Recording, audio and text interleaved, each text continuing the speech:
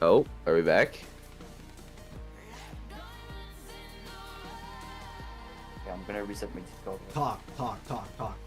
Talking, talking, talking, Yeah, no, talking, you're live, talking. you're live. We're live?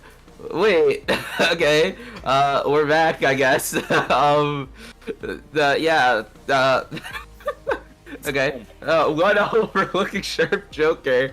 Uh, yeah, Blood Moon, was struggling a little bit there, game number one, but Rainmaker Humpback, anything can really happen, so excited to see if Blood Moon can, take it back here. It's pretty snowball map too, so I think Joker should be rather confident about this game because their aggressive playstyle is working.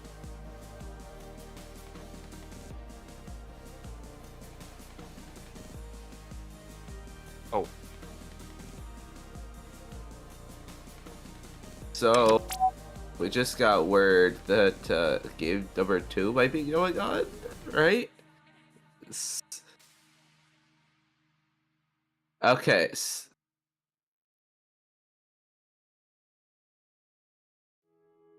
Okay, Oh. so yeah, we are probably going to be not seeing game number two, but we'll think about if we're gonna see a game three. If we're gonna see a game three, then we're gonna be back. If not, then yeah, it was a 2-0. Oh, never mind. It looks to be that we are actually going to be able to see game number two, unless it was already done and it KO'd already. Oh, never mind. That's over. Okay.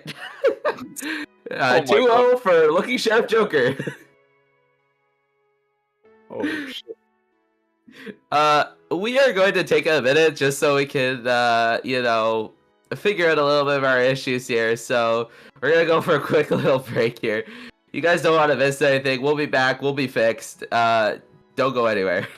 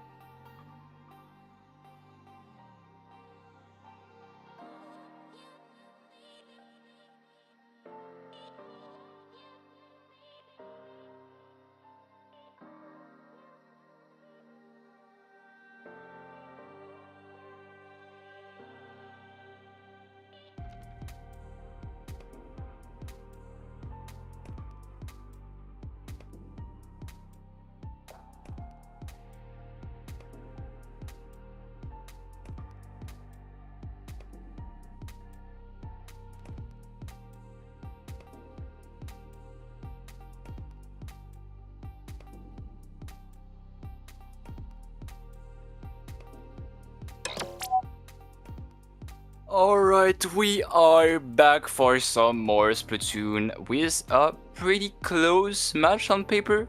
We see the seeding, seed 27 against seed 28, and I'm still with the beautiful Ezio. How are you, Ezio? Doing very, very well. Thank you for asking. I'm excited to see these two teams play. Like you said, they're very close in seeds, right? I personally don't know anybody from either team, but I can tell already it's probably gonna be a pretty close set. Yeah, definitely expecting a very good set. So we have maybe the maps.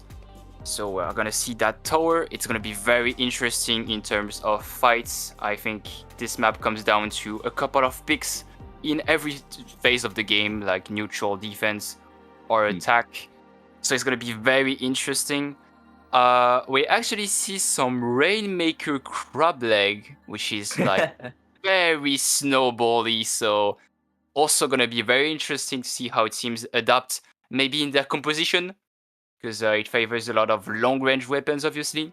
And to finish, Clam again, another very snowbally map. So it's gonna be a very tense set, I think, Ezio. Yeah, I think like you said, snowballing, right? I feel like we're gonna have a battle of which push is gonna be bigger, right? I think we're gonna see push after push, push after push, but I think it depends really on which one's gonna be the longer one. And like we said, close seeds, it's Luminescence versus Starfish. We never actually mentioned the team names. Yeah, tower control on Undertow is definitely a back and forth, and the picks definitely do matter, right? And I think once you get past that second checkpoint, it's a very uphill battle. Like, even to get to that second checkpoint, it's an uphill battle. But after that, it's a hard one. Yeah, true. We're gonna see a lot of back and forth on the first and the third game. Maybe not so much on that second map. I think. Like Crab Leg on Rainmaker is usually a matter of who gets the first, like who's the first person to get a big lead, and then it's kind of boring, let's say it. So yeah, I'm really excited for that first game in the first place. Yeah. And I want to kind of talk about our compositions here. Like we previously mentioned, Junior pretty good here. That's why you kind of have a Junior over your thing whenever we go to that screen. But I'm expecting to see at least one bubble. I think we might see a decav from the side of Starfish here. Just looking at the rosters, looking at the rosters of their weapons here. Probably gonna see like a splash and decav combo here. But that combo has been pretty deadly recently. True. Sorry. We could see bubbles. It's really strong to kind of put some order into that mid, where a flank is really easy to do in defense. I think our players are ready, so we could start. Yeah, I don't know what's really going on here. Everyone's in the lobby, but we kind of aren't starting the game, but that's okay. We get to yap a little bit more here, so... Like we mentioned, Bubble and Splash combo being pretty deadly. What are some other deadly combos that we have been seeing recently, and just in general? I feel like I've played a bit some double bubble like Junior and Decav, and it's really strong in some story modes like zones. Like I played with Tomieko, Xenox, and CC, and it was actually very strong. It's actually very strong to like kind of stall this out, and yeah, double bubble with the bubble of the Junior obviously holding on to the objective, and the bubble of the decav to trying to get like some pressure on the front. Yeah, I think, like you said, yeah, double bubble is pretty good, especially for those comps that don't really have tactical, right? If your Junior's your main support, if you want to run a dive comp, you need to have that bubble presence, because you need to have something to at least hold on to a little bit of space here. And I think, like you mentioned, Junior is probably one of the better weapons to be like your support pseudo backline for a dive comp. Yeah. So I'm kind of looking at Luminance, Sandwing. So we have a strategy of double backline midline we could see like some V-Pro with something like Edit, which is a very interesting combo. It's very strong to play double backline. We have seen Vanguard run it at top level with a pen and a Rapid Pro. So you kind of have a lot of defense possibility, but also a comp able to move up very easily, to be honest. And I think our players are ready, so we can start. Yeah, and like you said, double backline, it can work if you don't, play it as a backline, have one of those backlines play a little bit more aggro, but enough about this talk of comps. We actually get to see our comps here, not actually really a double backline with that rapid mini combo here, so pretty aggressive, at least in my opinion, from Luminescence. Starfish playing a little bit more on the passive side with that junior anti-tech combo here. A lot of bomb spam going to be coming out from Starfish. Yeah, we are seeing a defense against a shield against sword kind of fight, and we see the 3v3. It's very slow, like only one pick after 15 seconds of play. And for now, the defense is winning because they get a pick. The sword response is gonna pin, and they are shredding the Booyah, so it's going really well. The -2 on the side of Starfish, they are gonna take the lead very early on, and with the bubble and strikes online, they might be able to do some more damage on the front. The sword able to retreat, but the damage is done, and they are gonna extend on that far left side, Ezio. Yeah, Starfish doing an amazing job of playing passive and knowing when to push here. Zipcaster coming out for the side of Starfish. Actually gets pretty good canceled there from the side of Luminescence here. They do have that Inkzooka at the ready. Popping it, does get one, tries to get a second. Unfortunately for them, they could not quite get two, though. Tri-Strikes and Zipcaster online for Starfish. They need to play off of these specials here. They are going to try and win that 1v1 on that left side. Unfortunately, do go down. It is now Luminescence's turn. And now they are attacking, the sword is attacking, and they have 3 specials online and still no strikes on the side of Starfish to defend. We are gonna see some aggressive use, I hope, of that Ink strikes. The Zipcaster coming out, trying to defend that tower. He gets one. They're gonna push back that left side. He's gonna be down to those 2v2s. It's very close, Ezio.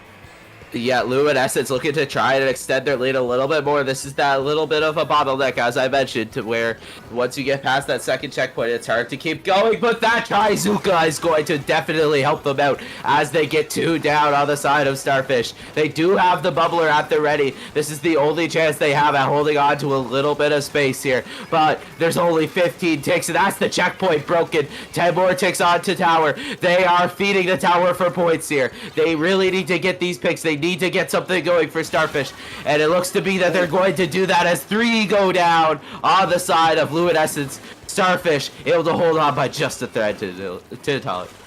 Yeah, that comp is very difficult for them to extend. We see this comp is made for defense, and now they need to attack, and need to attack very well because they're gonna push to 8, and they're already falling. We see the shots and also the Stamper being isolated on this left side. Down 1v1 goes down, and now all Luminous has to do is just stall. Dark trying a play on the middle, getting one. He's trying to hold on the front. Yeah, it's very difficult for now. They need to clear their plat first on that Stamper. Yeah, it's very messy on the side of Starfish. It doesn't look very good.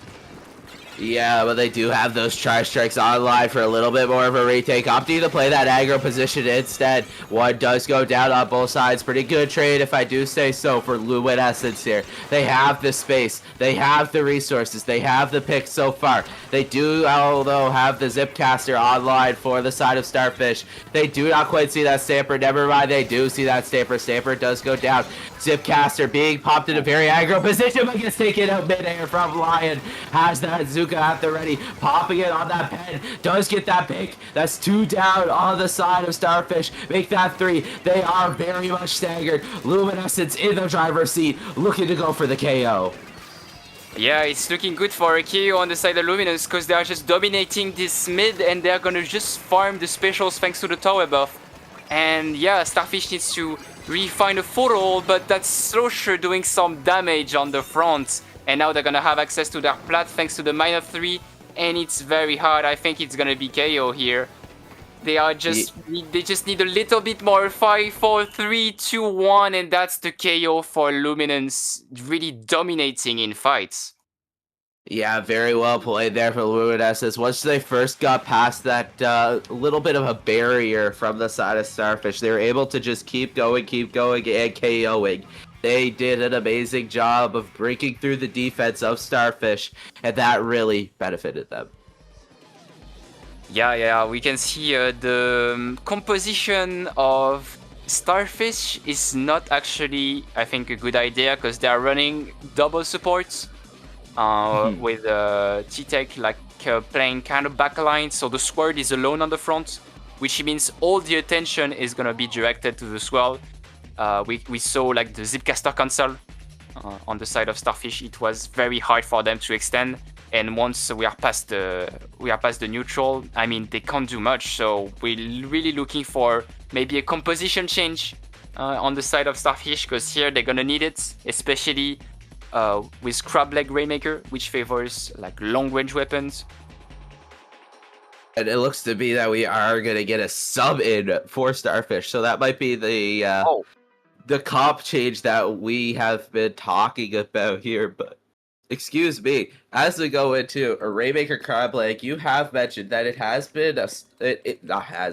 is a snowball map mode. Do you think that's gonna favor Starfish or Luminescence more?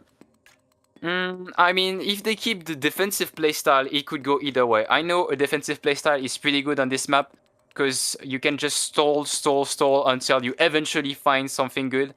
Because the map favors a lot of slow kind of fights. So we could go from either side, but I think Luminance is looking rather confident, taking a lot of good fights. We see the 1v1s are handled by all 4 players, and their composition is just coherent. It just makes sense, and it clicks.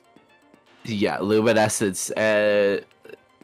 Luminescence is, I believe, an established team as well, so they do know their strengths and weaknesses as a collective group, and that's really good for snowball map modes, because you know your weaknesses when it comes to starting that snowball for the other team, whether it be a stagger or someone repeatedly feeding. So they know their downsides, and I think they're going to be able to capitalize off of it against a team like Starfish. Yeah, true. Like, you can see the coordination from all 4 players. It is very, very good. Like, a very aggressive comp coming from Luminance. And yeah, we're waiting to see more. Will Starfish be able to adapt? We see that composition change, the sub-in, that might change something. Just excited to see what are going to be the composition on their side. Yep, as our teams are kind of getting ready for their final moments here, I'm excited to see both teams, like you mentioned. I think we are going to see a little bit of a comp switch up from Starfish, but we are getting into game number 2. We are getting ready here. Match point for Luminescence here. Luminescence looking to get that 2-0 sweep. Gonna be the 3rd of our time here, or are we gonna see a game number 3? That new Dreadringer coming out from Starfish might be the game changer. Yeah, here we have some very aggressive specials on the side of Starfish, and that are very strong. Crab is so strong on this map, and I think the shield might win this time. So we are looking at some plays on the left side. That Zuka coming out. The Sword is falling on the side of Luminance. They're gonna have to retreat to the Crab. And the first advantage state is to Starfish. This sub-in is changing things, I think. Yeah, they do have that Zipcaster online as well. Unfortunately, one does go down on the side of Starfish. That's one of their main painters, but you don't really need painted on greats. That's where they're looking to go as well. Do unfortunately go down. 2 go down on both sides here. They're trying to play aggressive onto mid. Unfortunately, does get taken down. That is a wipeout for Starfish here. They're going to look to get that checkpoint, but it might be a little bit late. They might have played a little too slow, and yeah, that is a pick for Luminance. They are going to try and push up a little bit farther with those 2 picks. Yeah, we see Luminance taking back this mid. They're gonna have some special. We see the Zipcaster already online, and the Zuka, he can't take it, it's fine. And they're gonna push forward. The Zipcaster taking one pick on the enemy sword, and he's gonna do some damages on the front while the checkpoint is just gonna be free. No one is here to defend it, because the Slosher is already so far up, and now the sword is just taking this game back. They might be able to finish the set right there. Yeah, Zuka putting a little bit of a nail in the coffin here as do go down on the side of Starfish. Make that 3, it is just the Dreadringer left alive. Oh. They do go down, that's a wipeout, and that's the game for Luminance. That is a 2-0 sweep. Very confident game 2 coming out from Luminance. Yeah, we saw a bit of like Starfish started like fought back. They really did. We saw the change that really made a difference. They had an advantage state, but again, the advantage state of like Luminance is so strong. They are just moving forward and they do not stop. So we hear that right side, the Rapid and the Rapid and the Slosher really doing some damages on the front. The Slosher having, I think I saw his name on some pretty good tops. So yeah, the Slosher really being a good mechanical player, and the Mini also at the end, getting that important double before the wipeouts. Obviously, Luminance looking very strong for this tournament. Yeah, very well played there from both sides. As you mentioned, that snowball was very prevalent. As soon as Luminance got that checkpoint, they KO'd in the matter of 30 seconds. They got ready, they got the push started, and they just kept going. But speaking of keeping going, we're gonna keep going in the tournament soon, but we need to go to a short little break. Top Cut up next. You don't want to miss it. We will be back.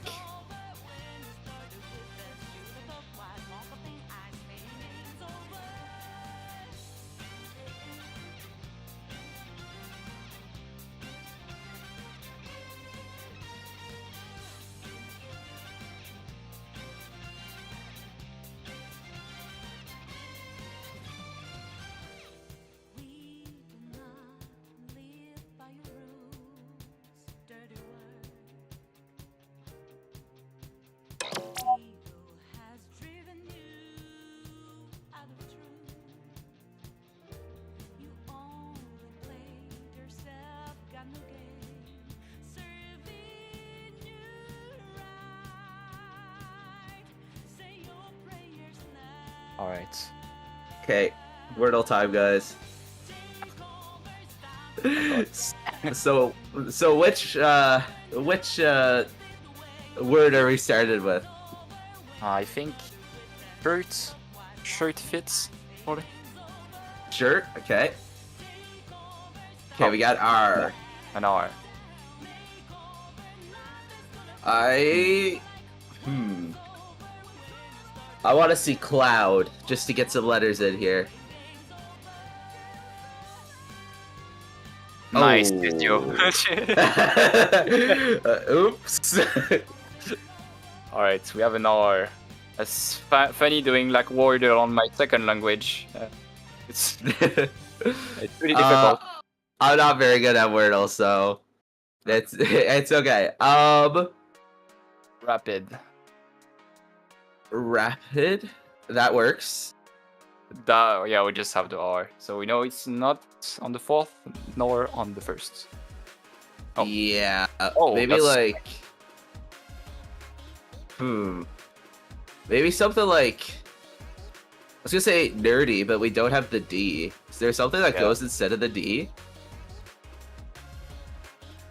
Derby? Nurky? I'm not sure these are words. Derby? Derby? Nervy? Nervy? That's a word, right? Like we only have nerves? to try. Oh. Yo, you're Yo! so good. Oh my god! Oh, wow. Damn.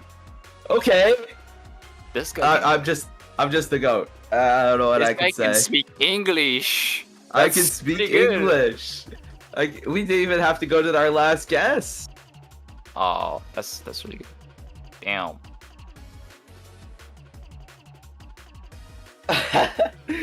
Is there more daily games? Is there more daily games? playing Discord games. Not right now. Checkers on stream, sure. Wow. What do I have to do? Chat, we're going on break. Uh,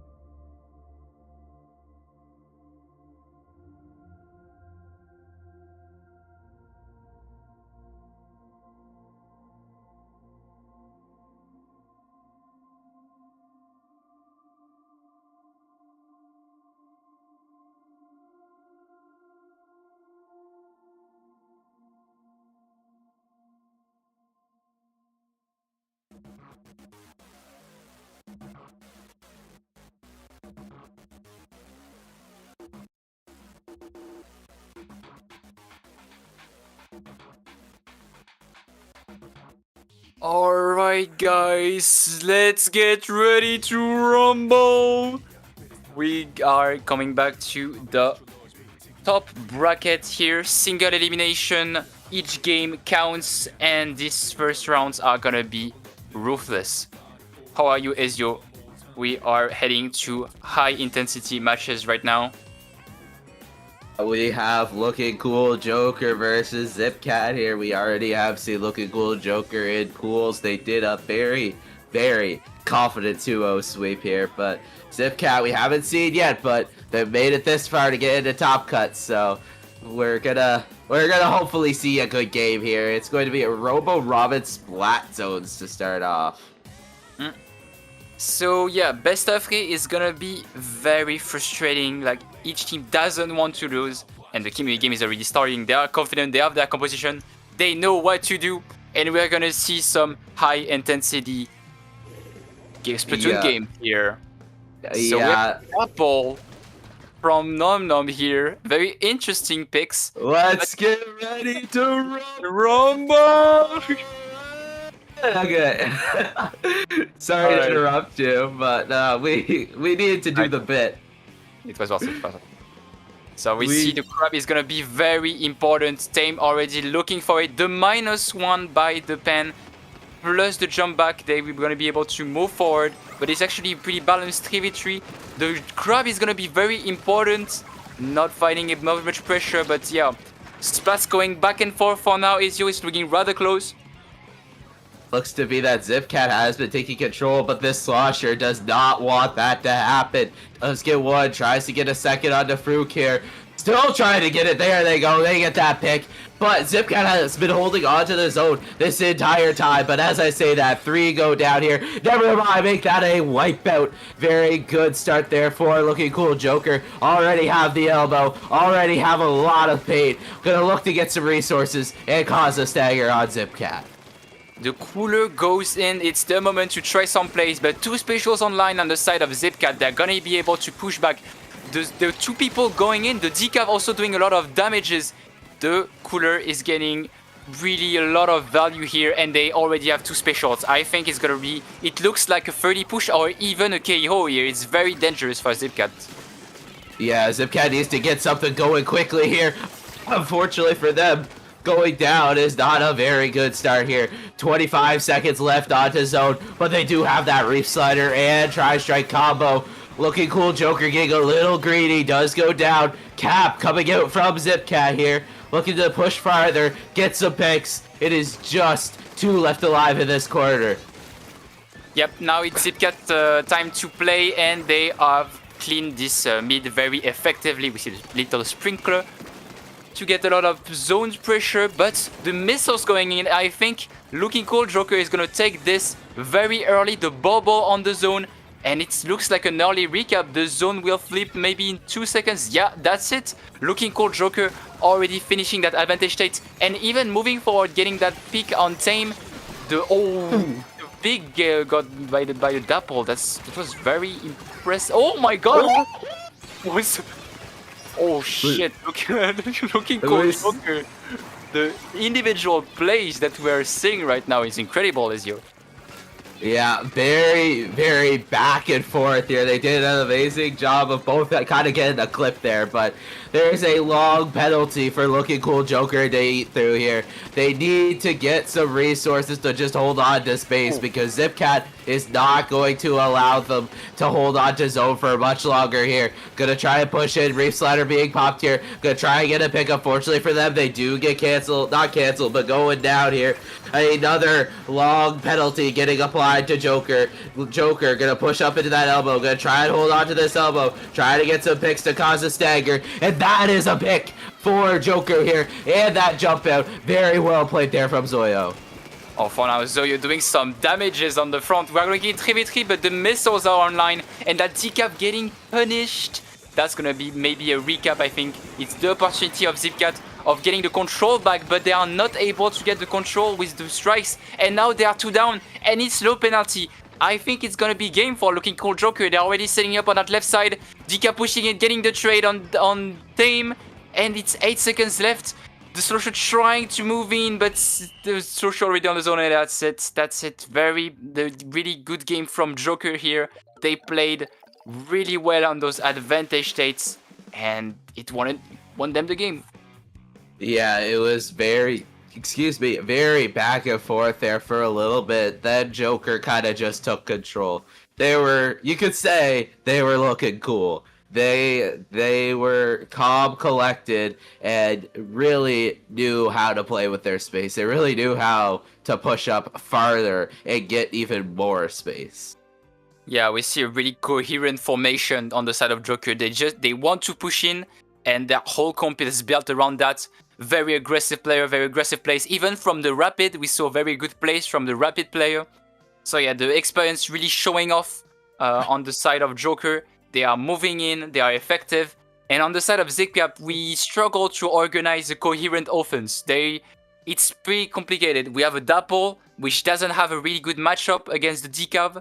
So yeah, they are kind of struggling, but we are waiting to see more for the next map as we move into Clams Mako, which could be different. I feel like Zipcat on this mode has a chance. Yeah, I think Mako more benefits the slow and methodical thought process and gameplay here, and especially Clam Blitz, just because of how small it is, right? So you can just hold on to space, you can take space, hold on to it very, very well, and I think that does benefit Zipcat just based off of their comp, right? They do have pretty similar comp from Looking Cool Joker, but we're not going to have to wait much longer, Tiddly. We are getting into match point here. Just notice the matching banner is pretty cool. But we are getting into game number 2. Zipcat looking to force that game 3. And we are going to be seeing pretty much same comps except for that new Tri-Slosher. Yeah, Tri-Slosher to control the stack is going to be very interesting and very powerful, especially against that Dapple. So here, very interesting match. The Dapple already pushing on that left side, trying to get some pressure. We're seeing some fights in the middle, and Decav pushing in triple actually on the side of Joker. That was very fast. They played together very well, and now they are set up for an early push. We see the Decav on the right side with a Gnarly. Gnarly has a bubble. That's a lot of control. That seems like a very good advantage state, Ezio. Yeah, there's 2 down, 3 down on the side of Zipcat here. Looking cool, Joker looking to close out that game here. They are just getting some picks. They are getting some economy here. Already got it down to 41 and 2 down again on the side of Zipcat here. Zipcat really staggered. They really need to get something going here. Spotter color screen being popped. Ball did not get that score in, and Looking Cool Joker is not going to be able to put any more clips in that basket. Yeah, it nearly turned into very, very good push. 32 is still manageable, and Zipcat already looking strong with the wipeouts. They have 4 specials, and it could look very well. I think they have a lot of clams in the middle. It could be... Oh, that's already -1, and they're already setting up on the plat of Joker. That's not gonna be enough, but it's already a very good start, and they could take even more points, Ezio. Yeah, unfortunately for them, though, that Reef Slider did not get much value there. They also go down again, but Tame doing an amazing job killing that Tri-Slosher and staying alive here. Going behind, getting one with the help of Nom Nom there on that Dapple Doolies here. Very well played teamwork there for Zipcat here, but it looks to me that Joker's going to hold on to their space here. Power Clam is at the ready for Zipcat. They do also have that Crab Take and Tri-Strikes at the ready. Zipcat manages to get 2 on Joker, and one of them is behind. There's only one looking front. They do go down too. They have the Power Clams. They get down to 30. Ellie trying to get more clams in the They get lead. He gets the lead. They do unfortunately go down. That is 3 down on the side of Zipcat. Joker looking to play very aggro. Going to try and get that lead back again to Ellie. Yeah, that was a very intense push, but now 2 balls on the sides of Joker, and they're gonna try to push that in. That's the -1. That's the pick they needed. They could go in. Right now, the ball is jumping. If they get the second ball in, they get the lead right now. Oh, the ball despawned, but they get the -2, and the Decav on the right side that can score a lot of points. The lead is very close. One more clam. One more climb, and that's the lead. Really back and forth game. That's really incredible. Yeah, Lee going to Joker, looking to extend it a little bit more, but Zipcat getting the wipeout, playing very aggro, going to try and get more pain and more resources forward here. Zipcat already looking to have this left side block here. Tri-Slosher making it a little bit difficult here. Same with that decaf. Fruk does go down, but not before getting one before they go down themselves here. Tri-Slosher running in, gets one, tries to get a second, gets two, gets three. That's three down on the side of Zipcat. It's just Fruk left alive. Fruk manages to get one, tries to get another, gets two. That's three down on the side of Joker. It's just the Rapid Blaster left alive. Joker has to back up here. Yeah, the situation is stabilizing, and it's really the advantage of Joker. Now they just have to get those specials in and try to defend. We see the cooler coming out. Nom trying to fight that right side, but yeah, we see the stall of Joker. They're trying to maintain the status quo, but Nom breaking this. That's the -2. It's their opportunity to push. The penalty is very low. Everything could change. Zoyo coming down by Nom, and he has the ball. They could get the lead right now and finish the game. That could be it. One more climb, it's all they need, and the lead is on 19-16, 13. Oh, that's gonna be 35 seconds. The low penalty on the side of Joker. They have to push back, Ezio.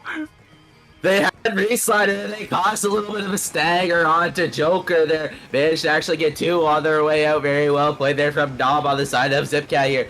Zipcat just needs to hold on for 30 more seconds here. But the penalty is not low. As soon as they get that ball in, it could be game. They need to get kills. They need to get resources. They go two down. This is not a good start for Zipcat. That missile being popped, gonna force them into areas they do not want to be in. Bubbler under basket, gonna try and get some jumps in. They don't actually jump in. They have that smart corner screen online too to provide a little bit of a smoke screen. Going to try and get. What is going on? Just need one more. Gets it in. They need more clams. They need to get mixed. But Zipcat's holding on. It is just that pro left line in the basket. Gets one clam in. Gonna try and get another one. Let's wait. He needs one more. One more. They just need. Everyone is there. On the left side, he's pushing. He's pushing. No. It's unfortunate for them and Joker. No, just doesn't go. Get it. Zipcat holding on, forcing the game 3. Wow, what an intense game. So much back and forth. That's what we want. And Zipcat forcing this game 3. That's what we like to see in those terms. That's what we like to see in single elimination. It's just pushing them to their limits. Yeah, they are playing like their life is on the line. Have you ever played with Splatoon with your life on the line? That's what it kind of feels like in single elimination. And Zipcat is not down and out just yet. Very back and forth game there. Honestly, more back and forth than I thought. That has definitely been the closest set that we have seen so far. Yeah, for real. It's really like an intense game. Down to just one little clam, one little spawn, and they could have gone in the sets. So that's really, really intense. So yeah, we see the play of the pro trying to hold on and just kind of chipping that basket and like 1 centimeter away from closing that set. So we are looking at Inkblot on tower, and it's gonna be very interesting because it's very snowbally. So nothing is for sure on this map. You could get comeback any second, and we see the level is very similar on both sides.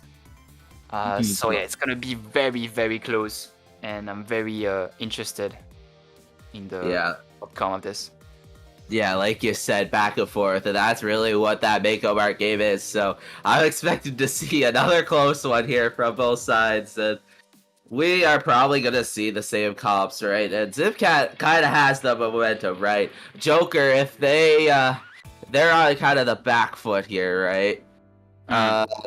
So they... Sure, you're making fun of me. It's kind of back and forth, right? So Joker not able to get that 2-0 there really does put a little bit of a dent to their mental, but we are going to be getting into game number 3. Set point, match point for both teams, tiebreaker coming out. Let's get ready to rumble. Oh yeah, the single elimination here. like one of the team is gonna come home and it's gonna be very, very like it hurts the mental to lose at this point of the tournament. And we see the very aggressive starts coming up from Joker, already playing around that left stack. Zoyo getting diffed completely by the Slosher, and the -2, the formation of Zipcat going already -3 and taking this first advantage state. I don't think this contest is good, and that's for... they're already pushing on that top left. Very aggressive start from the Dapple. He's getting one again. Oh my god, Zipcat is running very, very strong on that game 3. They don't want to lose, Ezio. Yeah, Zipcat is really pushing up, and they are pushing up fast here. Tri-Strike's being popped as well, forcing them forward here. Not in a very good position, though, for Joker. It is just the splash left alive here from Zipcat, but that is 2 down, so they're probably going to be able to get some jump-ins here. Nam is still around that top area. Nam was able to jump in, get 1, get 2. They're holding on to the attic here, and they do actually have some help from Fruit. Manages to get that pick onto that decaf. Reefslider coming out to try and assist a little bit more. Unfortunately for them, they could not quite do it, but they did get that checkpoint. Crab take being popped as well. Zipcat, look in the driver's seat here. Look to extend it a little bit farther to the lead. They cleaned that checkpoint very early on the game. They're doing so cool, but that decaf doing some defense work with that -2 on the back line. Okay, so we need to get a good counter push on the side of Joker because it's single elimination and they are just 1 game away from losing, from going home. But Zipcat doing a lot of defense work. The suction getting 1. It's a 3v3. We see Decav on the left side trying to set up that aggressive bubble, but he doesn't have any spots for now. They just gotta, like, they are really, the crab doing so much pressure. I'm losing my words, but I think Zipcat got it because they can lock them out pretty easily here. They have a passive comp and it works already, the -1. Yeah, Tentamissiles did get popped here, and it allowed Joker to get into this area that they have now. Bubbler on the plat as well. Do manage to get 1 though, but never mind, it's a 1 bet on the other side here. Joker's gonna finally be able to get their very first push in, and they already have a lot of paint on the plat of Zipcat here. This is the counter push, this is the back and forth, but there's actually a flank. Flank manages to get that kill onto tower here. Nam from behind, trying to also get that pick onto Zoyo. Zoyo forced to jump out here. They're actually managing to camp some jumps, and that is 2 down on the side of Joker. Zipcat doing a lot of defense work. For now, they haven't fumbled. 83, just 83 points on the side of Joker. They have very strong, we know them for their advantage state, but for now, they are not able to get any kills. They are getting locked out. We see the decaf falling already. They are already getting some pressure on the left. The strikes coming out with the reef, and they are getting so much pressure, so many kills. That's gonna be 3. Oh no, the Forge stopping Zipcat, and they're gonna be able to clean that defense and hopefully start an advantage state. Yeah, Zipcat does have mid though. They have 3 people up in mid. They have some space to work with here, but Tentamissile's gonna make that a little bit hard for them. Dapple tried to pull some attention to that right side. Unfortunately, does go down, but went down with the fight, managing to get that trade on that decaf here. Milking Cool Joker looking to get into more space here. 1v1 with Sloshers, unfortunately, for Joker. Farouk won that one. Unfortunately, though, for Zipcat, Farouk did go down right after. Crab Tank at the ready here. The 1v1 on this left side. Nam manages to win that here. Crab Tank putting some more pressure into mid. 1 actually stuck behind tower here. Zipcat really looking to hold on to space here. Joker really needs to get something going.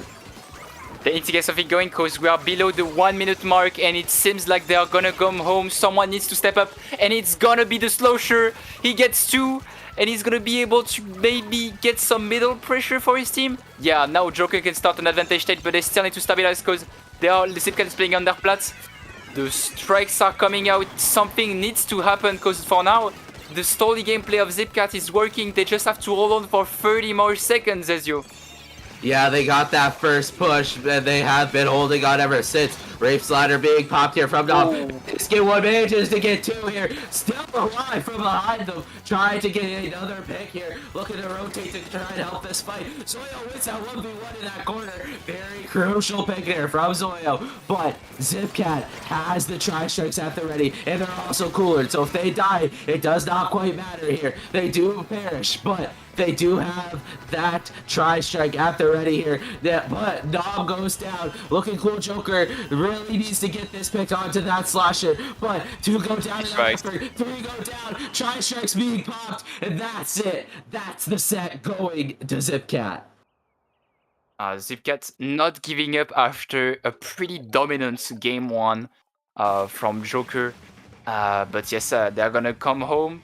And Zipcat moving on to the quarterfinals with that set. Really good performance from them. I feel like their defense was really impenetrable. It was really a stronghold.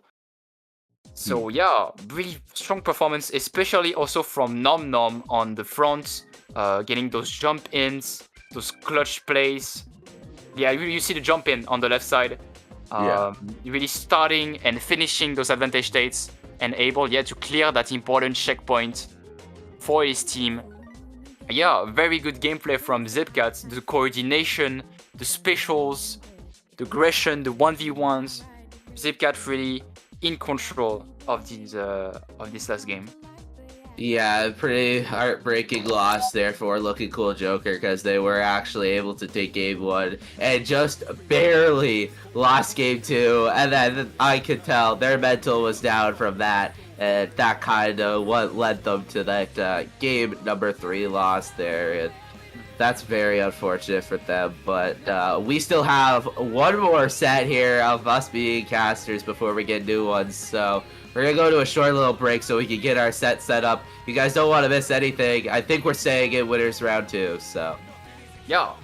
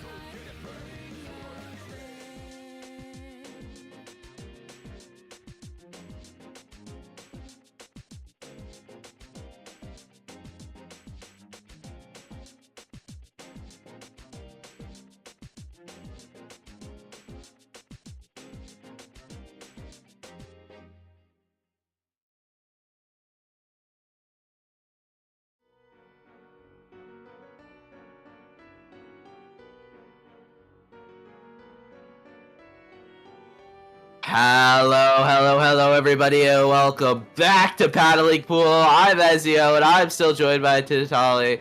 But I want to talk about something right before the game starts. Rainmaker Urchin?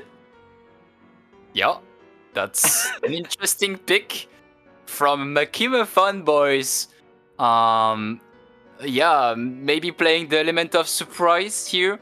I suppose not a lot of people have experience on this map, except if you are a solo queue warrior.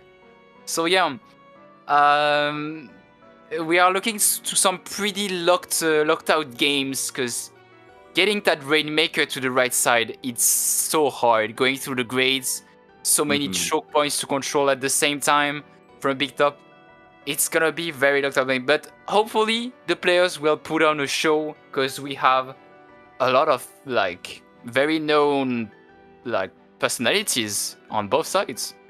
Yeah, Blanket Pod. This is gonna be a close set, right? Blanket Pod's got those plus 1, +2 weekly warriors with Kiki and Silver and Splat, and then on the other side of Makima Fanboys, we got Black Lotus players, right? We got Lobby, we got Noctis, we got Yaru, who I believe is a brand new player on Black Lotus, and we got Mert as well. So very intrigued to see how this set's gonna go. In my opinion, it's the new players versus the old players, with Makima Fanboys being the older generation, while the new generation is the other side with Blanket Pods.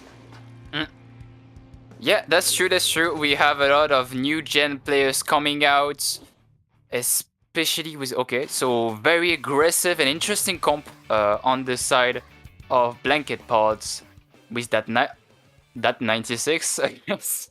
Okay, 96, well, and a new sword. So I want to know how it's gonna play out. And yeah, Black Lotus is running a pretty typical comp from what I see.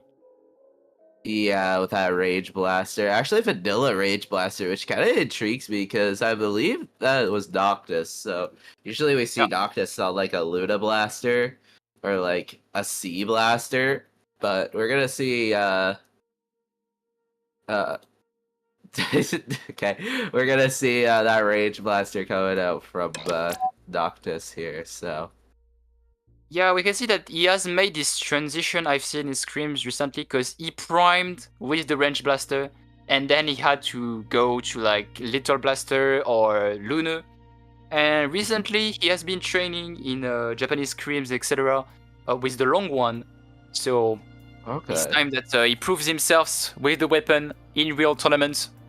And yeah, this is excited to see it, even if the map is a bit weird. So we might see a lot of individual plays or uncontrolled things, because not a lot of people have experience, we can say, on this map. yeah, like you said, not much experience here. Someone went to get water apparently, so that's why the game kind of stopped. But speaking of not much experience on this map mode, do you know how to play this map mode, since it's, not much experience and people don't really know at home? It's really difficult, because you have to maintain so much pressure on the top. So it's really a matter of getting your specials, to be honest, to get the Rainmaker to the left side, because you have to cross the grade, and it's so difficult. So it's so difficult to get through on that left side with the tops, the pressure. I think we have a sword player. He's playing Bouye to maybe getting some pressure, and even getting some players on the left side. There are no other ways than crossing that grid. So yeah, it's gonna be a matter of getting your specials, I think. Yeah, like I mentioned in our first set, once we see Game Ender and DC, we get a sneak peek of the comps. So transitioning over to like looking at the comps here, like we said, we saw the Rage Blaster coming out from Okay, Jordan. Yeah, we did see that Rage Blaster coming out from the side of Makima Fanboys, and I do believe we also saw a V Machine as well. So we haven't really seen Machine come out since, you know, that very first meta of triple Yeah. Machine with Craft Tank as well. So very intrigued to see how that works out on the side of Makima fanboys. Yeah, I mean Yahoo is like an old player. He was part of the very first lineups of Black Lotus. So he just came back to the game, I think, for Okay. the LAN.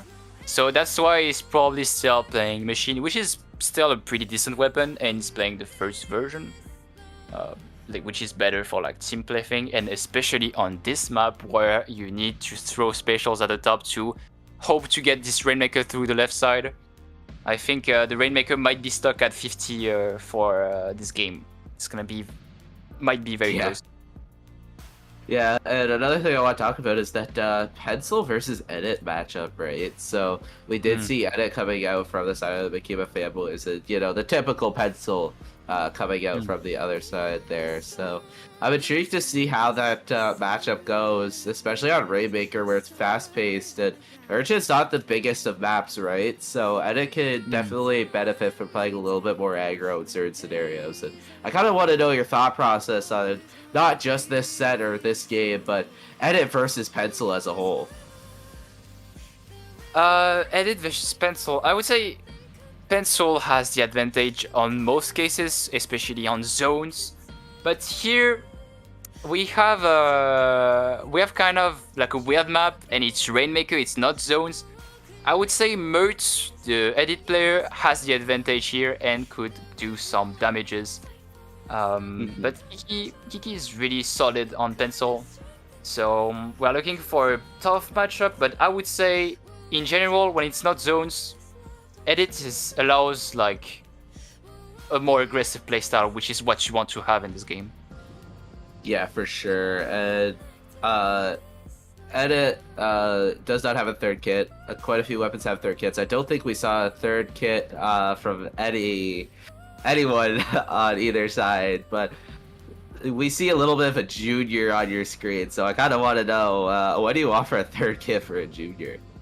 For a junior, if I wanted to watch the world burn, I would just say missiles and like something like that. Oh, But I don't want to watch the world burn. But what could I really, without turning it into a spam machine? I'm gonna go for Kraken. Is gonna be spam. The thing is pretty hard to find something that is like, you can't make it a fight weapon, but if you don't make it fight weapon, you make it spam weapon. So I think you can't really make a third kit for Junior. okay. Should be cooler. Okay, hold on. I'm reading the stream. Should be cooler and burst bomb. So you just want to splash and a zap at the same time. No. Yes. I don't think. I think getting it burst bomb is a good idea, but for the special, I'm not sure what to go, because it will be either useless or broken. There is nothing in the middle, so that's a problem. I would say you can't make really a third kit. I miss armor, then you are just you're just evil. I don't think I have heard that sentence in quite a while of I miss armor, I miss missiles, I miss Splatoon 2 meta at the end. I but don't. I don't miss it either. But we're talking about third kits. Do you think we're actually going to have third kits or no? Like- You know, the stream is getting serious. I'm not like, people keep rambling about third kits and updates. I don't really like. Yeah, we already got a lot of things. We already got a lot of things, and I don't know. I'm not really.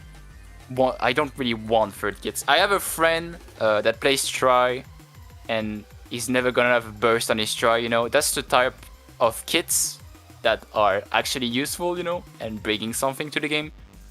But right now, I don't know. I'm not really into this like third kit and theory, etc. Okay, I meant more third kits, by the way, Jorian. Not there is. I was talking about more third kits, where it's like, yeah, well, we already have third kits. I'm like, yes, I know, but like, okay, our teams are getting ready. They're readying up. Okay, we can we can talk about our map a little more for a second here. Urchin Underpass, map from Splatoon 1. Rainmaker was also in Splatoon 1, so it was so if you played Splatoon 1 competitively like Noctis did for Makima fanboys, then you have a little bit of experience on this map mode. Yeah, this guy is so old. We always have to remember it. He's just so old. But he's still competing, and I respect him for that. He really loves playing the game and just putting his team out there. And yeah, and it's a success for him because it's sponsored, just won a LAN, and here he's gonna win. He's here to win this paddling pool. Mm-hmm. So we're looking for a best of 5 here. It's gonna be far more competitive. Between our two best teams that we've casted yet, let's say it. So yeah, It's going to be very interesting. Yeah, and it, like you said, best of 5, so it can't really be anyone's game, but we're finally getting into game number 1 here. Makima fanboys versus Blanket Pods, I think. And we also see 96 and that stamper coming out from Blanket Pods here. I think we're gonna see a pretty aggro game from both sides, really. Yeah. Both sides really used to playing very aggressive. Both teams heading towards the middle. The pop is gonna go for Blanket Pods. You see Noctis on this left side, trying to find some picks, some pressure. And yeah, Black Lotus doing this slow playstyle, trying to move forward and use that cooler effect. But it's looking very back and forth for now, Ezio.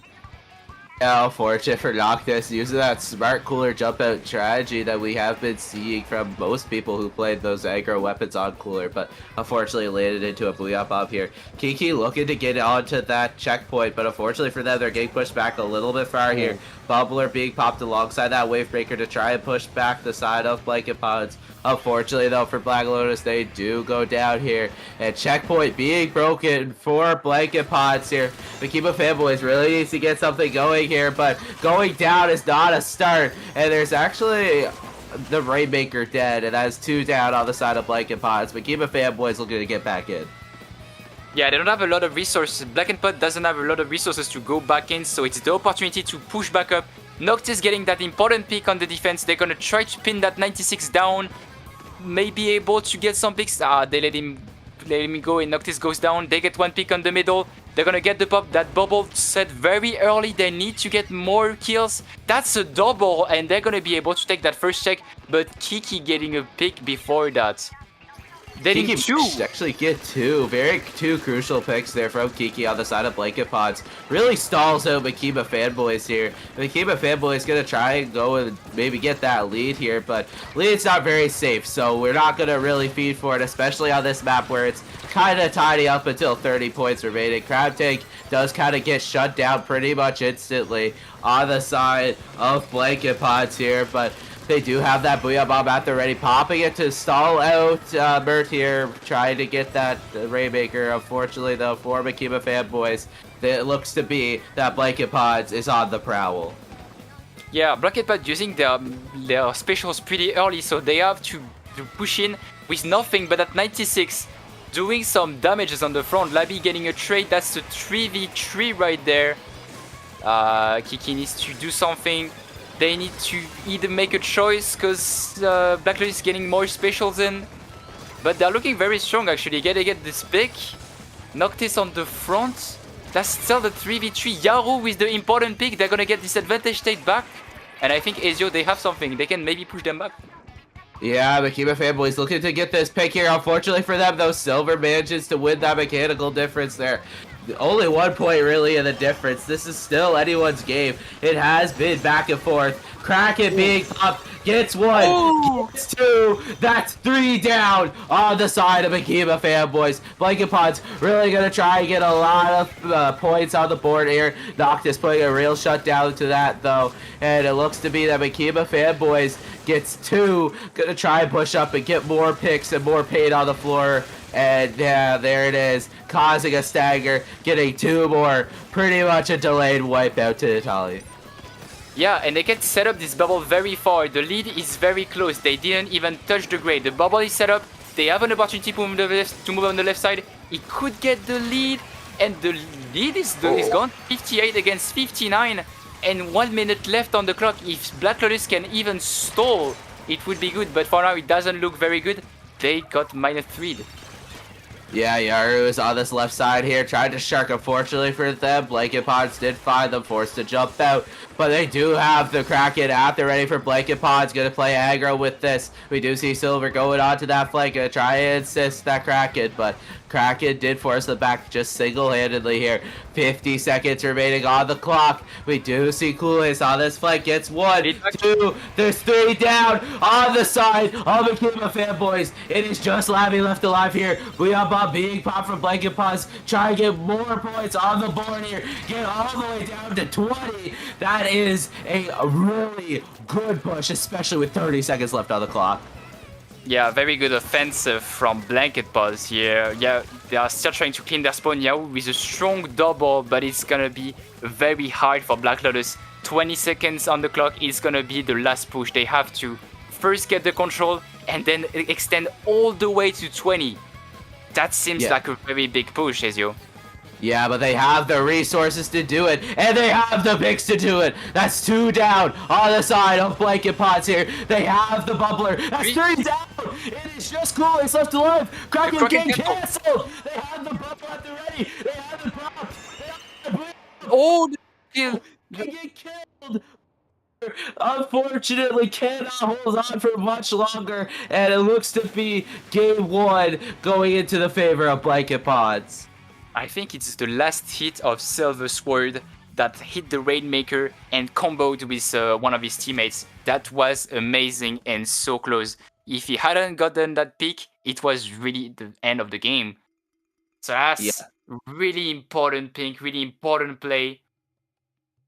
We saw a lot of back and forth gameplay, and yeah, I think heading into this zone map, it's difficult to pick a definite winner. We see a good plays from both sides. Black Lotus using that team play to get important wipes, win those important team fights. But on the side of Blanket Pods, a lot of individualities, like really good players. We see Kiki holding on the defense at multiple points, that Kraken being very clutch, and obviously the Sword Silver. And yeah, also that this Rainmaker push was gorgeous. 20 points. That's a lot. That's a lot. Yeah, it was very back and forth there from both sides, really. And I wouldn't be shocked if we see this map mode more common in tournaments. While it kind of is a stall fest, it does have some interesting opportunities. And speaking of interesting opportunities, Mako Mart Splat Zones has a lot of them with those flanks and stacks, a lot of cover, a lot of areas to paint, and a lot of spots to go. We are getting into game number 2. Blanket Pods looking to extend their momentum, go up 2-0 with a set, and Black Lotus looking to tie it up 1-1. We are getting into game number 2. We're seeing the Luna counter pick from the 96. This guy seems to have like a very large weapon pool. He's playing Ninja Squid 2. It's gonna be very interesting to see. So yeah, really waiting to claim those stacks. Labby going up on the left side is gonna be a very quick neutral. Yaru on the left side and the Luna going down very early. It seems like Black Lotus has the advantage on this first neutral. Yeah, they do have the crab tank though at the ready for Blanket Pods. Unfortunately for them, they are gonna kind of get countered there. But Booyah Bomb gonna be popped there from Akima fanboys. Gonna try push up off of it. Bubbler in the spawn of Blanket Pods. But we do see this Luna Blaster flank. Gets one. Unfortunately, does go down though to the other blaster here. Fight on the left side here. Yaru and Optus both go down. That's 3 down on the side of Akima fanboys. Blanket Pods looking to push up in a little bit further with no penalty. Every second matters. Yeah, every second matters. They might be able to get a very good push out of this. They get already -1 and their push hasn't even started. The Crab is getting another important pick. They used a lot of resources and gonna set up very far, looking to extend, getting more picks. Silver going down very early. The cooler effect is gonna be very important. Labby trying to push up on that left stack. They can maybe touch the zone with it. And that's already a recap. and a low penalty on the side of Makima Fanboys is looking very good for them. Yep, they are looking very pretty here. They do have a lot of paint on the floor as well. Blanket Pods needs to get something going here. Silver dropping onto Noctis, does get that pick. Manages to get two down on the side of Makima Fanboys just as soon as they get their penalty done. Make that 3.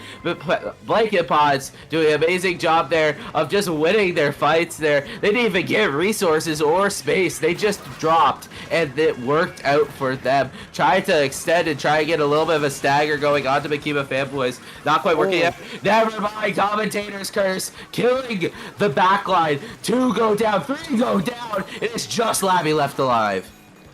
The combo of the Zipcaster and the Crab did some damage, and now Makima Fanboys needs to recover. They need to find something. The Hammer Throw, what the fuck? Okay. But they find one. That's the 3v4. Yeah, with 20 points on left on the clock, they just have to hold the top left side. It's looking very bad for Black Lotus. They have 10 seconds left. They need to find a play, need to find a pick, but that's already over, and that's a 2-0 lead from Blackhead Pods. 1 game away from eliminating Makima Fanboys.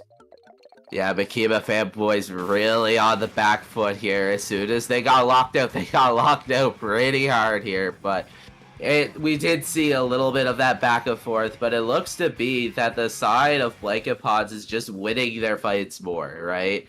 And it looks to be that Makima Fanboys doing a very good job of holding on to space and holding on to area, but they haven't really been able to win the fights to, hold on to that area longer. Yeah, really struggling to move forward because Labby can't make miracles. And we kind of have this double midline composition on the side of Makima Fanboys, but nothing to really engage, to break the enemy, really break the enemy and go forward quickly. Because we saw in this advantage that even if they were on the back foot, their Blanket Pods was always able to find some picks. Like we saw, Silver really moving forward and being able to find those important picks, both on defense and advantage.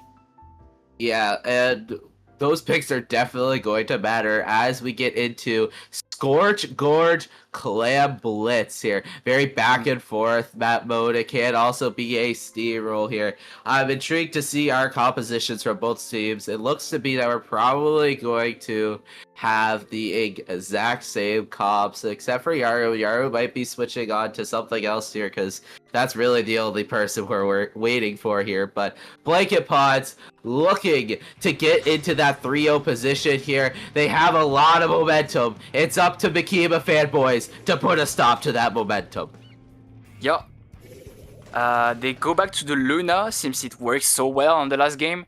So yeah, they are looking to get that third game, and also the Crab is gonna be so strong on this map. Makima Fanboys really needs to wake up here.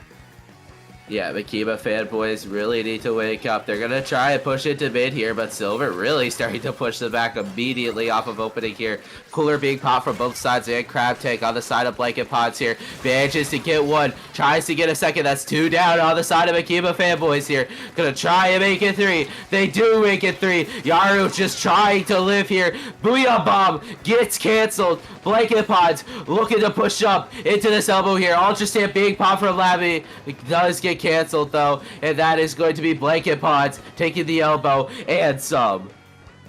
They don't have a lot of clams, so they were gonna have to wait here. The ball is up, but they don't have much clams to score, so they're gonna have to win a lot of fights if they want to make an important push. Yeah, you see no clams on the middle. It looks like Makima Fanboys has a lot of time, and he's gonna clear that slowly. That's 2 down, and the spawns are gonna be theirs. It's their moment to make an important push. Yeah, Blanket Pods really needs to start locking those clam pods here. That's where all the difference is made, right? All those clams were spawned in those 2 pit areas, but they weren't able to get there in time to get back. But as I say that, 2 go down on both sides here. Yaru looking to get a pick onto Kiki on that pencil. Unfortunately, could not force it back up here. Makima Fanboys holding on to mid very strong. Silver looking to try and get another pick here. Labby just going to that top mid, has the bubbler at the ready to make any aggro play needed. But One goes down on both sides here. That's both the blasters, and that is a lot of AoE pressure gone to Dolly. Yeah, Makima fanboys really suffering that Clam Economy, not able to push much forward even if they're getting the picks. Oh. That's a double that could be their opportunity.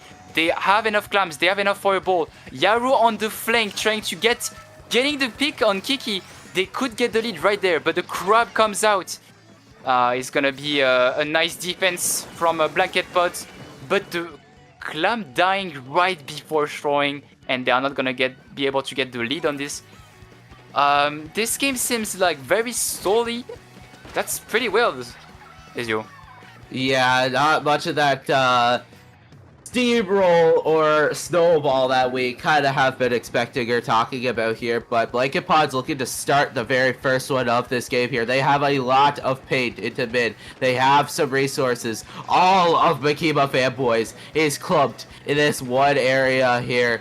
One special can make the difference here, and there it is. There's that crab tank being popped here. There is Labby in mid, though, running at the backlines, forced to jump out, though. Booyah Bomb, Booyah Bomb at the ready for Makima fanboys, but Blanket Pods really just need some economy so they can actually start their push. Yeah, each time a team has the advantage, they really struggle to take him. Oh, they should move forward, but here is a -2. They have enough, they could go in. If they can take Labby out without dying, they are getting this ball in. And we can see on the top score, they have 11 clams and they are going to make an important push here. They are already setting up on that right side.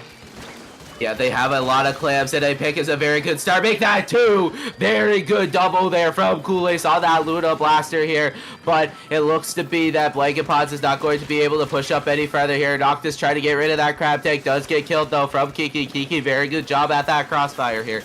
They're going to be able to hold on to this elbow. Ooh. Very crucial pick there from Kiki. Trying to catch out that flank from Yaru and managed to do so. They really need to get some economy, though. Kiki is trying to just get economy at all, but all of the attention is on the elbow here. Makima fanboys really needs to hold on to it. Labby's probably going to be forced to pop bubble eventually onto that elbow just so they can hold on to space. Stamp does get popped, unfortunately does get canceled here. Blanket Pods trying to get something going. Makima fanboys really needs to get picks in space.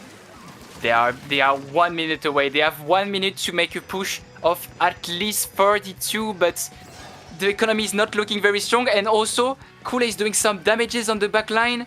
That's a 3v2. They need to win this fight, but also get a lot of clams, because this ball won't be enough. But they're already pushing on this left side, and they need to get more in. The ball, they need to jump in. The ball is jumping in.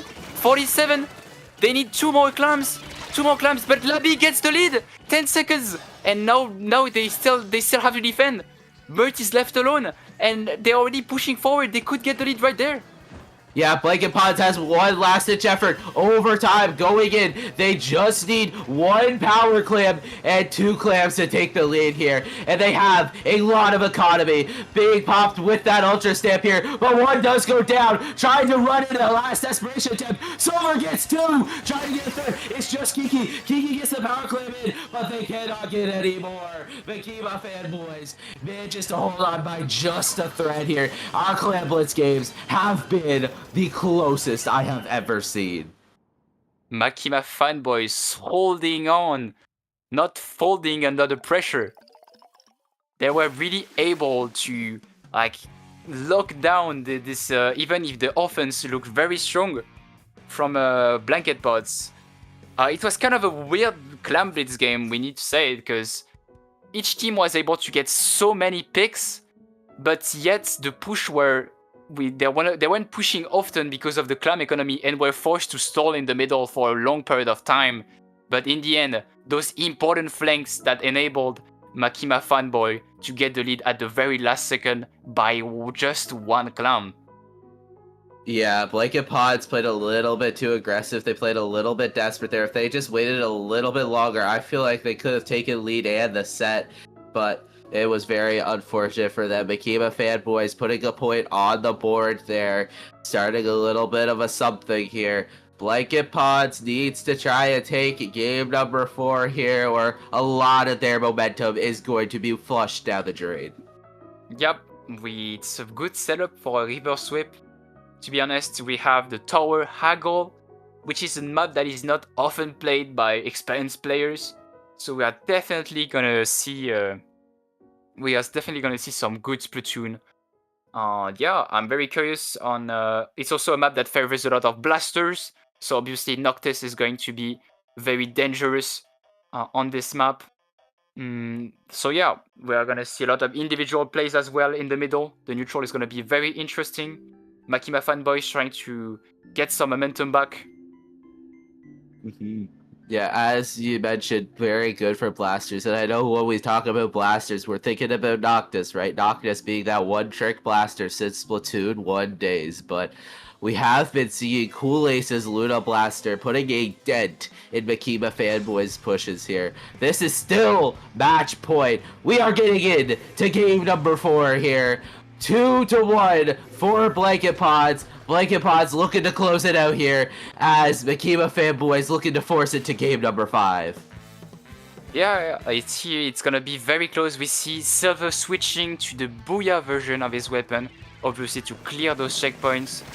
So for now, Yaru on that right side trying to find something. It's pretty stally, but Silver falling very early actually.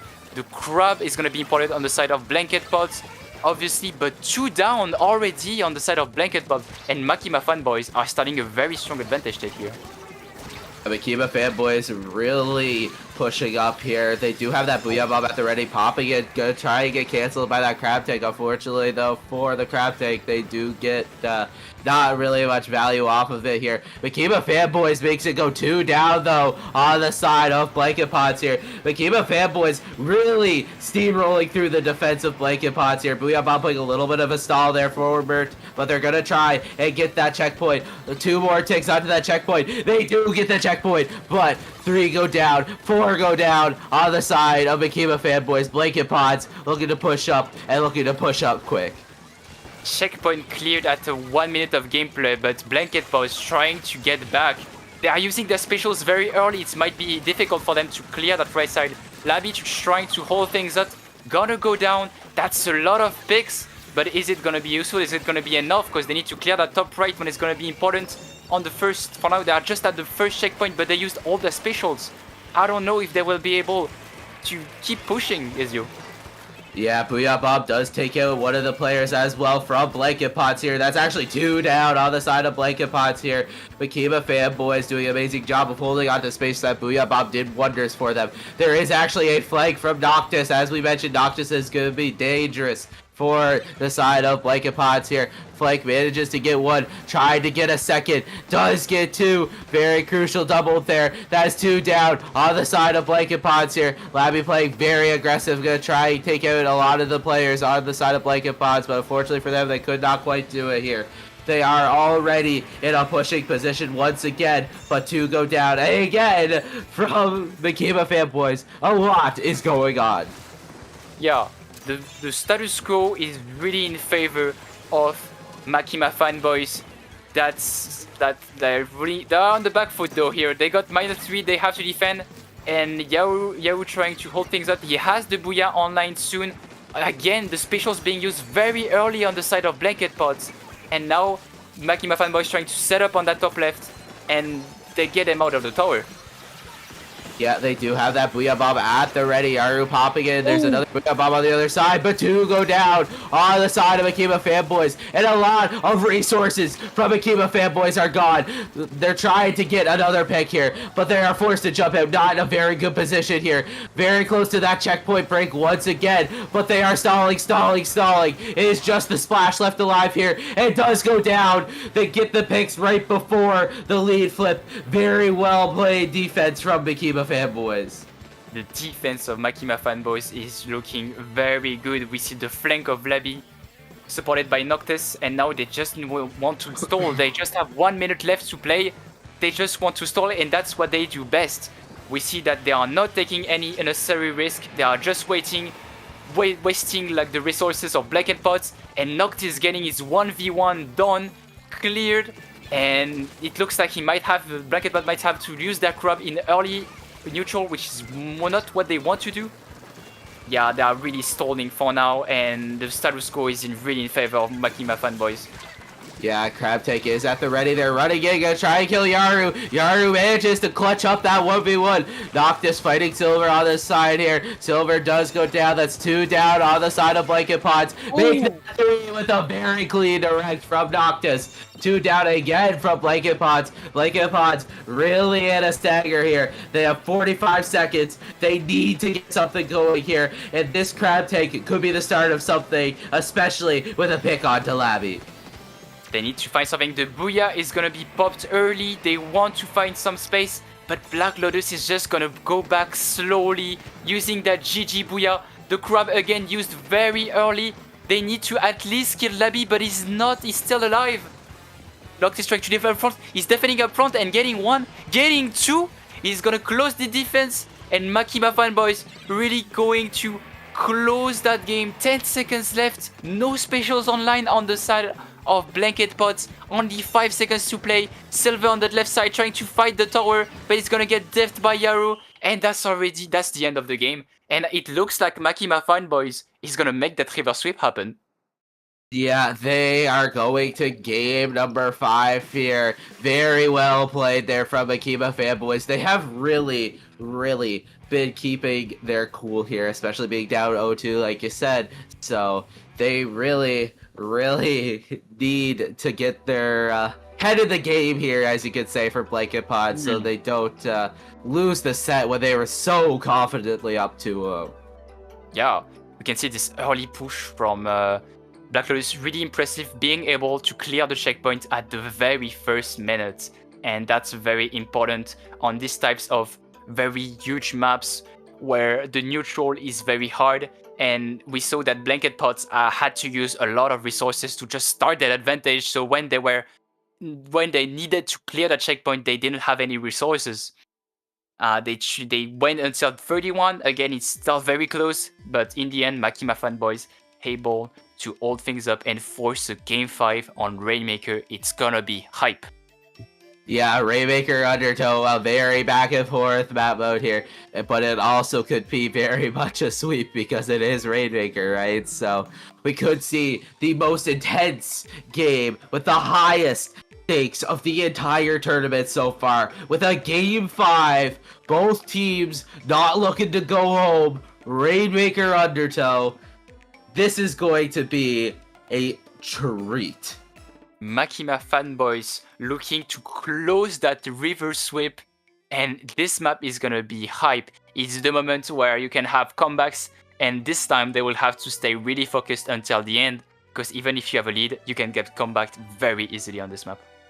Yeah, like you said, the comeback opportunity is very prevalent, especially on Undertow here. It looks to be, we're getting into it. We're getting ready to rumble. Game number 5, Paddling Pool 328 quarterfinals. I want to see the hype. I want to see some good plays from both sides. We're getting into it. Let's go. So we see the 96 on the side of Blanket Pods. Of course, it's Rainmaker. It's what you want to look for. So the last Rainmaker was very close. Looking back to Urchin. Both teams are playing this kind of slow neutral. It's hard to find an opportunity, but Silver trying to get some place on the left side. We are waiting for those first special, but the -2 on both sides. Labby trying to get some pressure out the pen. It's looking very balanced right now, Ezio.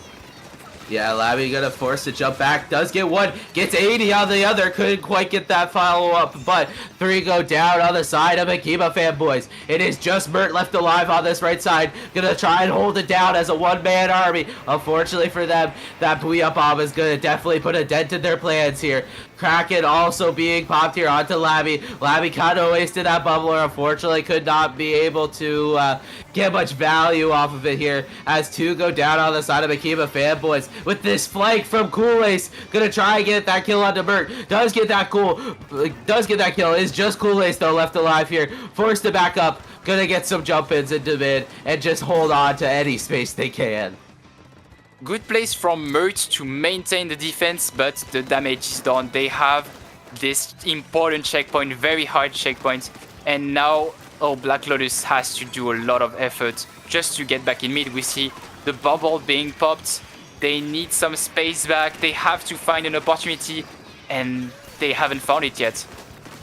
Yeah, Booyah Bob being popped from Blanket Pods here. They're looking to push up a little bit farther with this, but Yaru is on this left side flank here. Gonna try and kill that pencil. Gonna need some assistance on this pencil, but that draws a lot of attention to the right side here. It looks to be that Makima fanboy is gonna push up off this left side here. Gonna have to wait this crab tank out here before they can actually do anything here.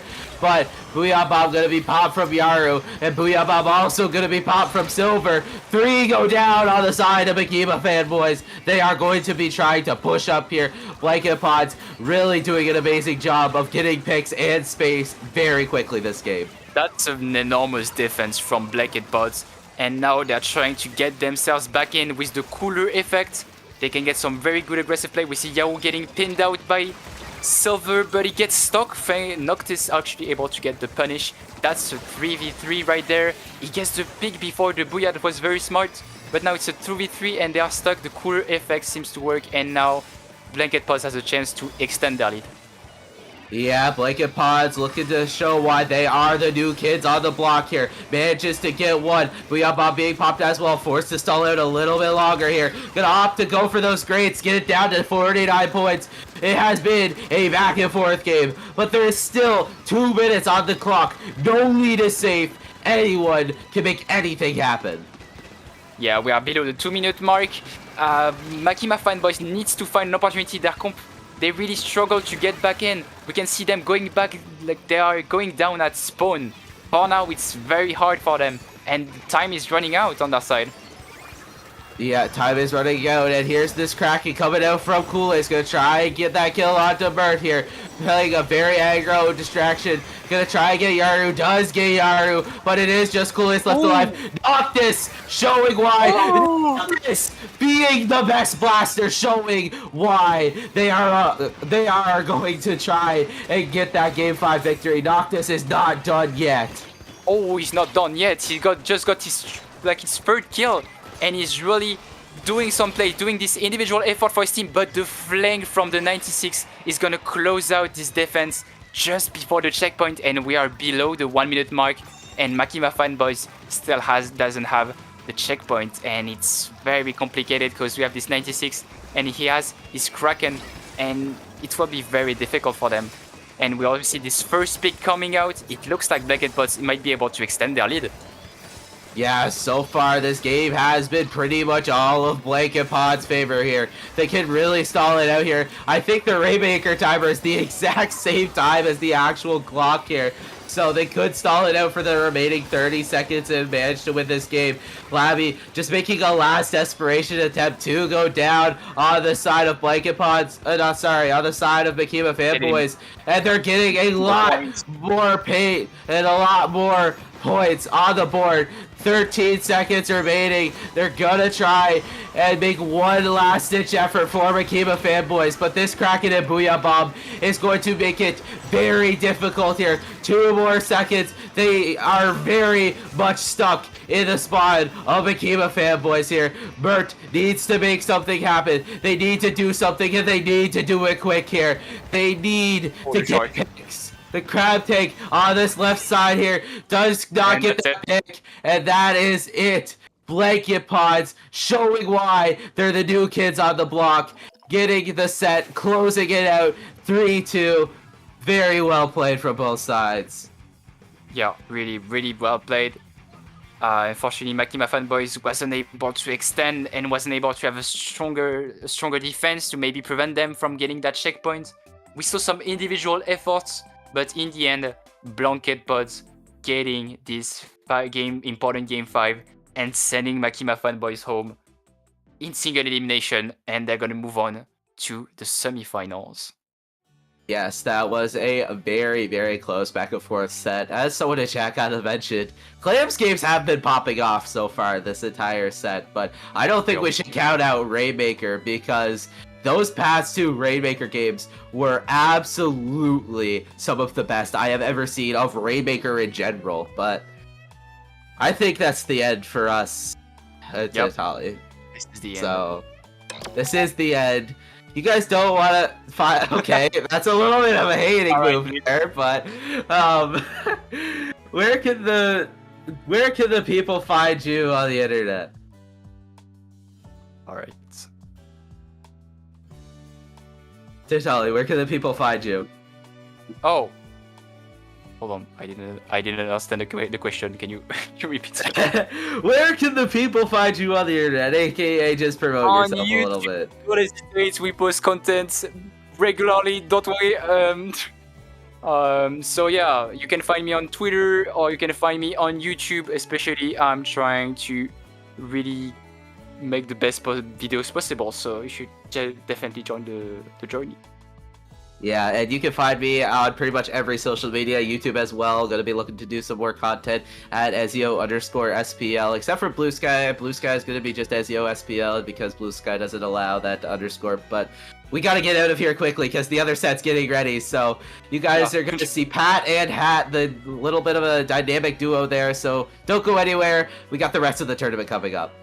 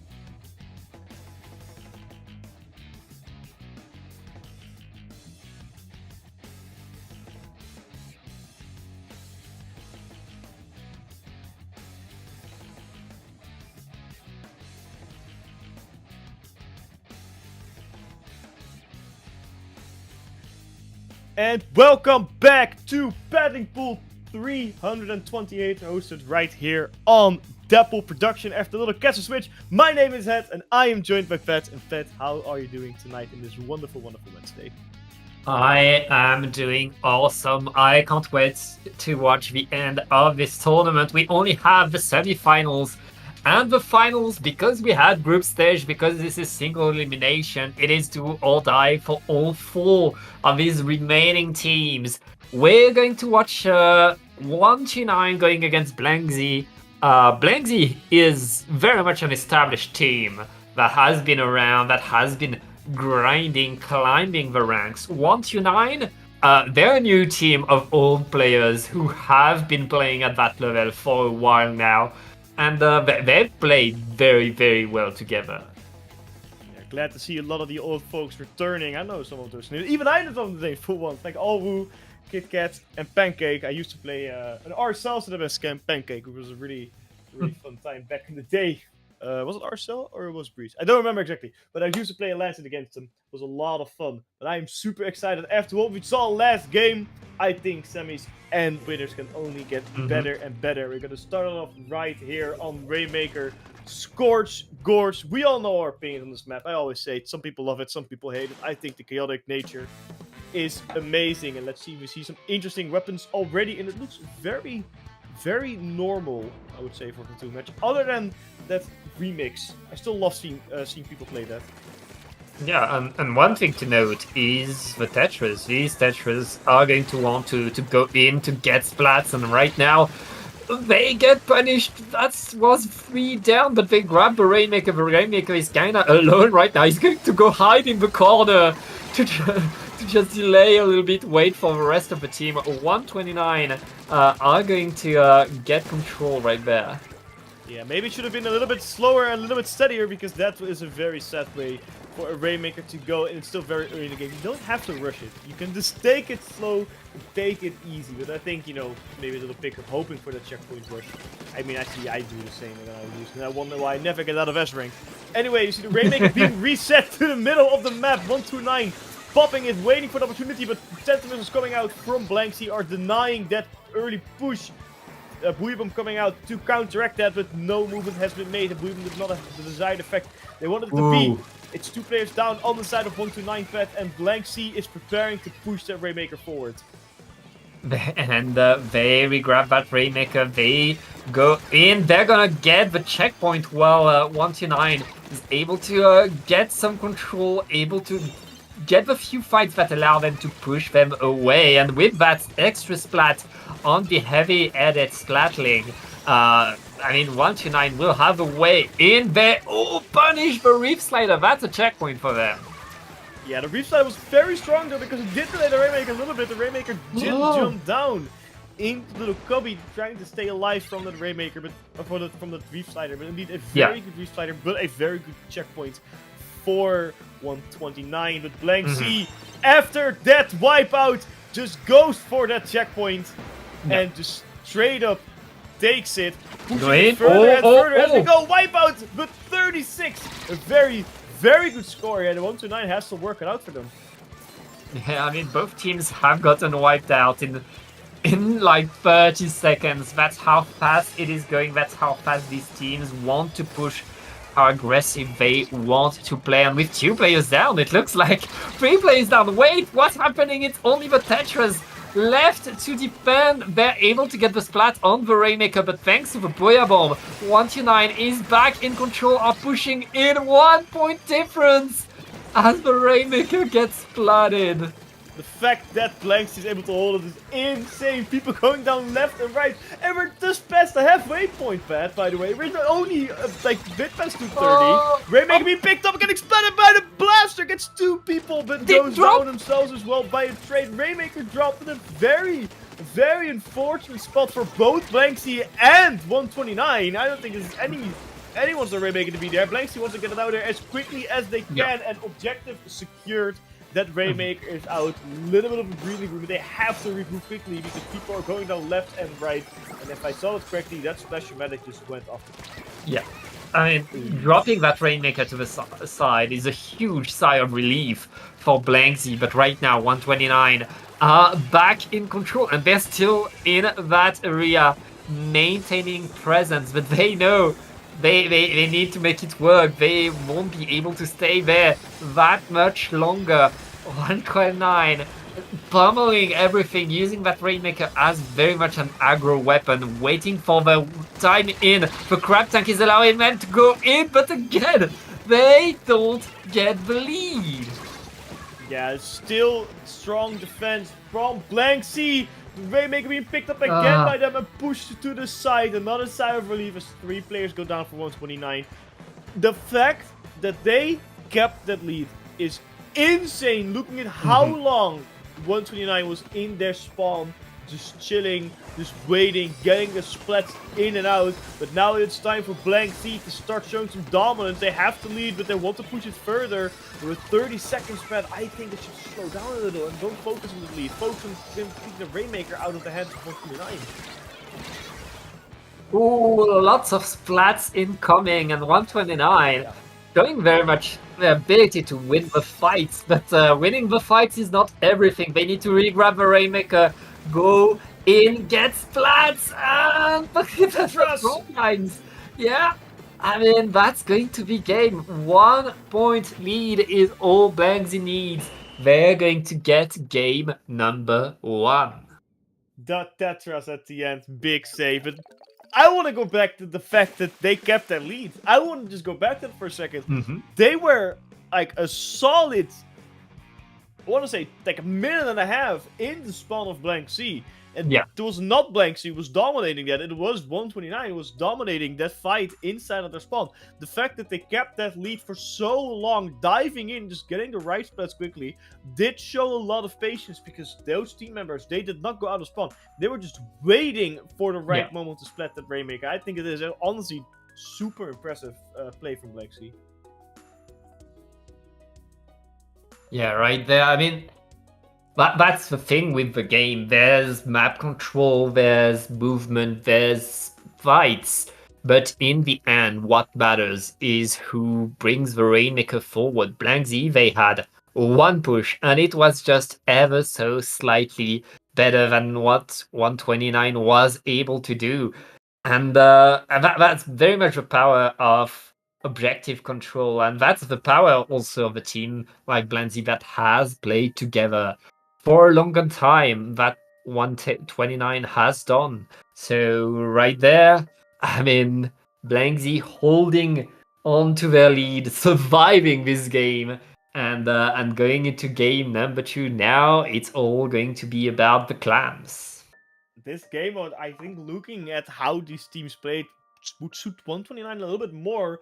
They're just more aggressive, and they can take a little bit slower on the objective. It's not they are forced to push like an object forward in a sense. It's still, of course, you have to make the power clamp, but it's not as centralized as Rainmaker is. So I am looking at how these teams are playing, and 129 with their super aggressive playstyle might face a better chance here. But like you said, Blankzy has been playing longer together, and that synergy for Clamblitz, if they communicate the clams well, can be a major can make a major difference in how this game will play out. Because if they can get the communication right, if they can get the clams right, doesn't matter how much 129 pushes, they can stop them like they did in the last game and just force one push in with a very well synchronized clam throw around. They can get a giant lead in. But let's see if they can do that. Not a whole lot of weapons has changed. I don't think we get a single weapon change other than a... No, I don't think anyone changed the weapon here. Yeah, we're keeping the same things right there. 129 bringing back their very classic comp. Blankzy rocking these Tetras, and that pro that he is becoming very much a staple of the competitive scene. As we are going in, it looks like 129 are already pushing in, trying to get their way onto the platform. Yeah, this is what I was talking about. 129 super aggressive, played very fast on the fence from Blankzy, and that push is dead as the Dodos didn't take Blankzy a single second to just say no and straight up deny that push. And they're already preparing for another pusher threat. We see clams on the map, 10 in their hands. Benji has a power clamp. Can they do something with it, or will this power clamp go to waste as it's thrown up on the bunker? And right there. Oh wait, the basket is open. Blankzy simply going in, taking the splats to get 20 points on the board.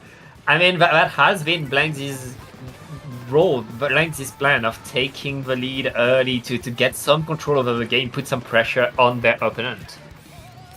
I mean, it was an opening, I think. I don't think it was a good push necessarily. I mean, they scored some points. It might make a difference. We saw, I think, 2 weeks ago, in one of the earlier rounds, where 20 points or single push made a difference. I don't know if we have to play here. If you see now, it's 129 pushing the Clamblitz in. The power clamp is in the basket. The second power clamp is on the way. They're going up. 2 players are down for 129. One just respawned, and the blast is not alive.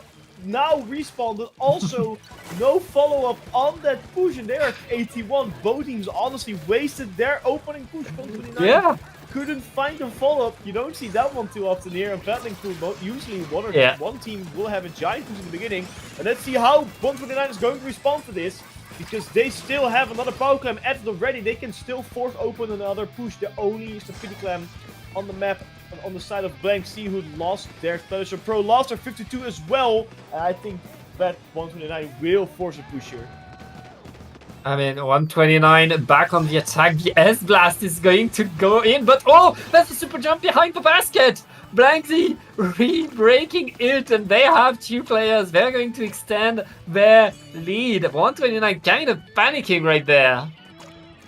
Yeah, I don't know how they didn't stop that, to be honest, but the panic is real. But the Reef Slider didn't connect to anyone. That is big for 129's defensive play, because now not the whole Clef will be pushing him forward. But no, there is a heavy Splatling. There is a backliner who really said, no, we're going to 28 points. 2 players down on the side of Blank Sea. This push is finally over, and the next push is already starting for 129. But what a push there, Pat. I mean, now that's a Museum Clams push. That's the play we want to see at right now. Blanksy took control of this game, and 129, who were preparing a good push, who had so many clams, now are kinda in disarray. They're back in mid, they're back with paint control, but they can't let that happen again. They have to... Well, okay. What? Nah, no, ain't no way.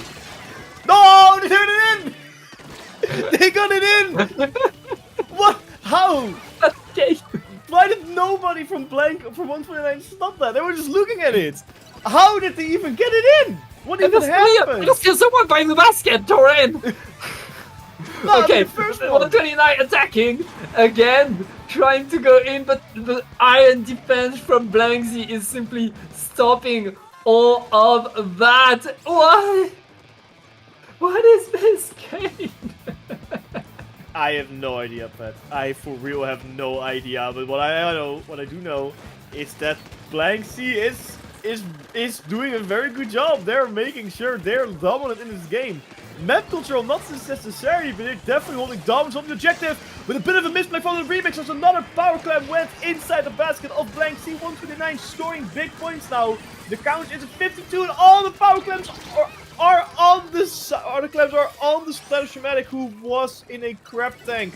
That is so unfortunate. Such a bit of a misplay from that crab tank. It was good for an offensive strategy, and it was good to help them push.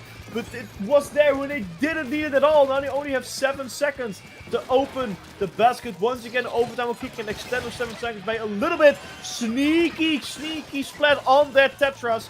Very good getting rid of them, because they were about to force open another push with the Pity Clam. Now we see another crab tank coming in. 129 holding that power clam themselves. Doesn't throw it because they get splattered, and only special and the blaster life. They're going in, trying to get the power clam back, but this overtime comes to an end slowly. I don't think that will happen. And it is again Blank Sea with a very oddly dominating game, taking round number 2 as well.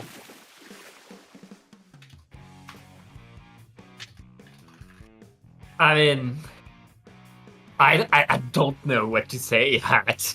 I've seen a team get a sneaky push with a Super Clan before. I've seen it done at this level. I've never seen it done twice in the same game at this level, and it be so successful in one of these push. I mean, Blanksy right there got the style points. They're really... like here, Phazon uses the Reef Slider. They don't need to. They could have stayed up there and gotten more aggro. They wasted that Reef Slider. They could have stayed there and wreaked more havoc on 129 as they were like trying to establish their defense. Blanksy, game 1, they struggled. They can't believe by a single point. This game, they ran circles around 129. I feel like with the Reef Slider, I think they wanted to go for the surprise element, but kind of failed miserably because Reef Slider has such a long intro, and there was so much cover around that basket and museum. There's Yeah. so many cushions. There's literally an indent where you can just sit in and you are below the blast radius. So I think that's just a bit of an unfortunate play. I don't think it was a bad play. I think it was a very good way to go. Just a bit unfortunate with the map layout, but this next map will probably be a little bit more interesting because it is a good old Splat Zones map where a zone moves. And I love the way they reintroduced this map in Splatoon 3. I haven't played a whole lot of it yet, but I love how they reintroduced map because it used to be one of the maps I hated the most back in Splatoon 1. But now, playing it again and the way they implement the Splat Zones especially, I think it's a lot of fun. I think it creates an interesting dynamic for both of the teams. So let's see how they're gonna face it off. Splat Zone 0, this is match point for for Blank Sea, but 129 might have looked at the previous set and think maybe we can reverse sweep as well. We see no team changes once again. If it ain't broke, don't fix it. But 129 definitely needs to fix their score a little bit.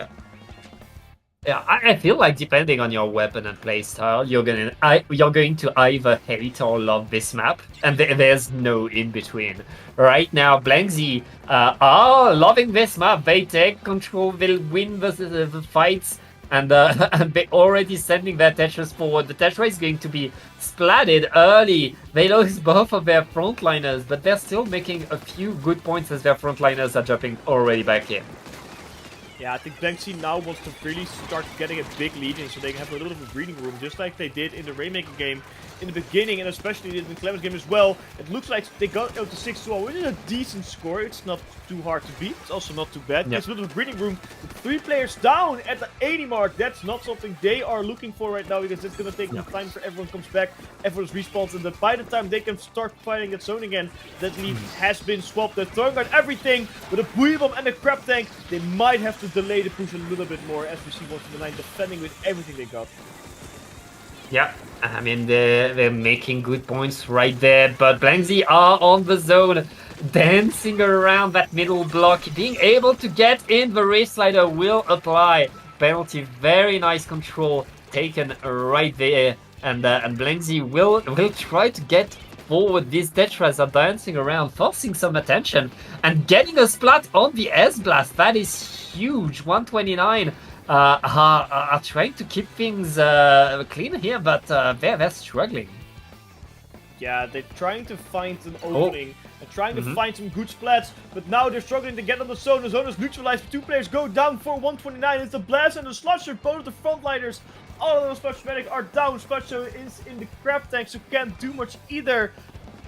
For the paint department and facing those frontliners, they can only hold them back. The zone is still neutralized, finally being kept again by Blank Sea, and it could have been at a better time for them because their penalty is gone and they're starting to push points again. 3 players down on the side of 129, and with that lead has been swapped and back. It's only 25 left. 129 has to do something fast. I mean, it's do or die right now. It's their tournament life on the line. They need to go in. They need to paint. The Crab Tank is thrown in with the help of the strikes. That's enough to capture. Oh, that's unfortunate. That's very unfortunate, I guess. Well, 129 will take good control right there. They're still alive in this game. That was a very strong push. I think they waited a little bit too long, but they also had to wait to get the specials in with the Crab Tank and the missile. And the Crab Tank and the Strike Strike need a very good combo to capture that zone and gives us a breathing room and put a fat 62 penalty on Blank Sea. It will give 129 a bit more headroom to play around with. The zone again in the hands of Blank Sea, as 129 just cannot seem to hold it on for that long. It's sort of a repeat of Clamblades where 129 is struggling. Unlike the first game, 129 just cannot find a grip on the scenario anymore, cannot maintain the situation. They're trying their best to hold it off, they're trying their best to get rid of their penalty, but we see Blank Sea pushing again. The Tetras have got a splat on someone, got splatted by the Blaster, I believe. The penalty almost gone there, Pat, and with that, they can start scoring some points again. And the fights are coming in strong, but the Wraith Slider is so powerful to apply penalty over and over right there. I mean, 1 minute and some left for 129 to get the comeback. But Blankzy still reapplied penalty and are now preparing the next push. Yeah, I think the penalty is something they have to learn to live with. They only have a minute left on the clock to really get this thing going, but the penalty is almost gone, and there's no other whole point left. 27 is their score, and they only have to get it up to 5, really, to get that lead stop. The try or missiles coming out. Reefsider coming out, doesn't find a splat, but finds a way to paint the zone. Probably the more important matter for Blankzy. 2 players down at 129 as well. Make that 3, only the pencil is alive. Trying to get a delayed wipe, they don't make it happen. But only a couple seconds left for 129 to get in that zone and maintain control.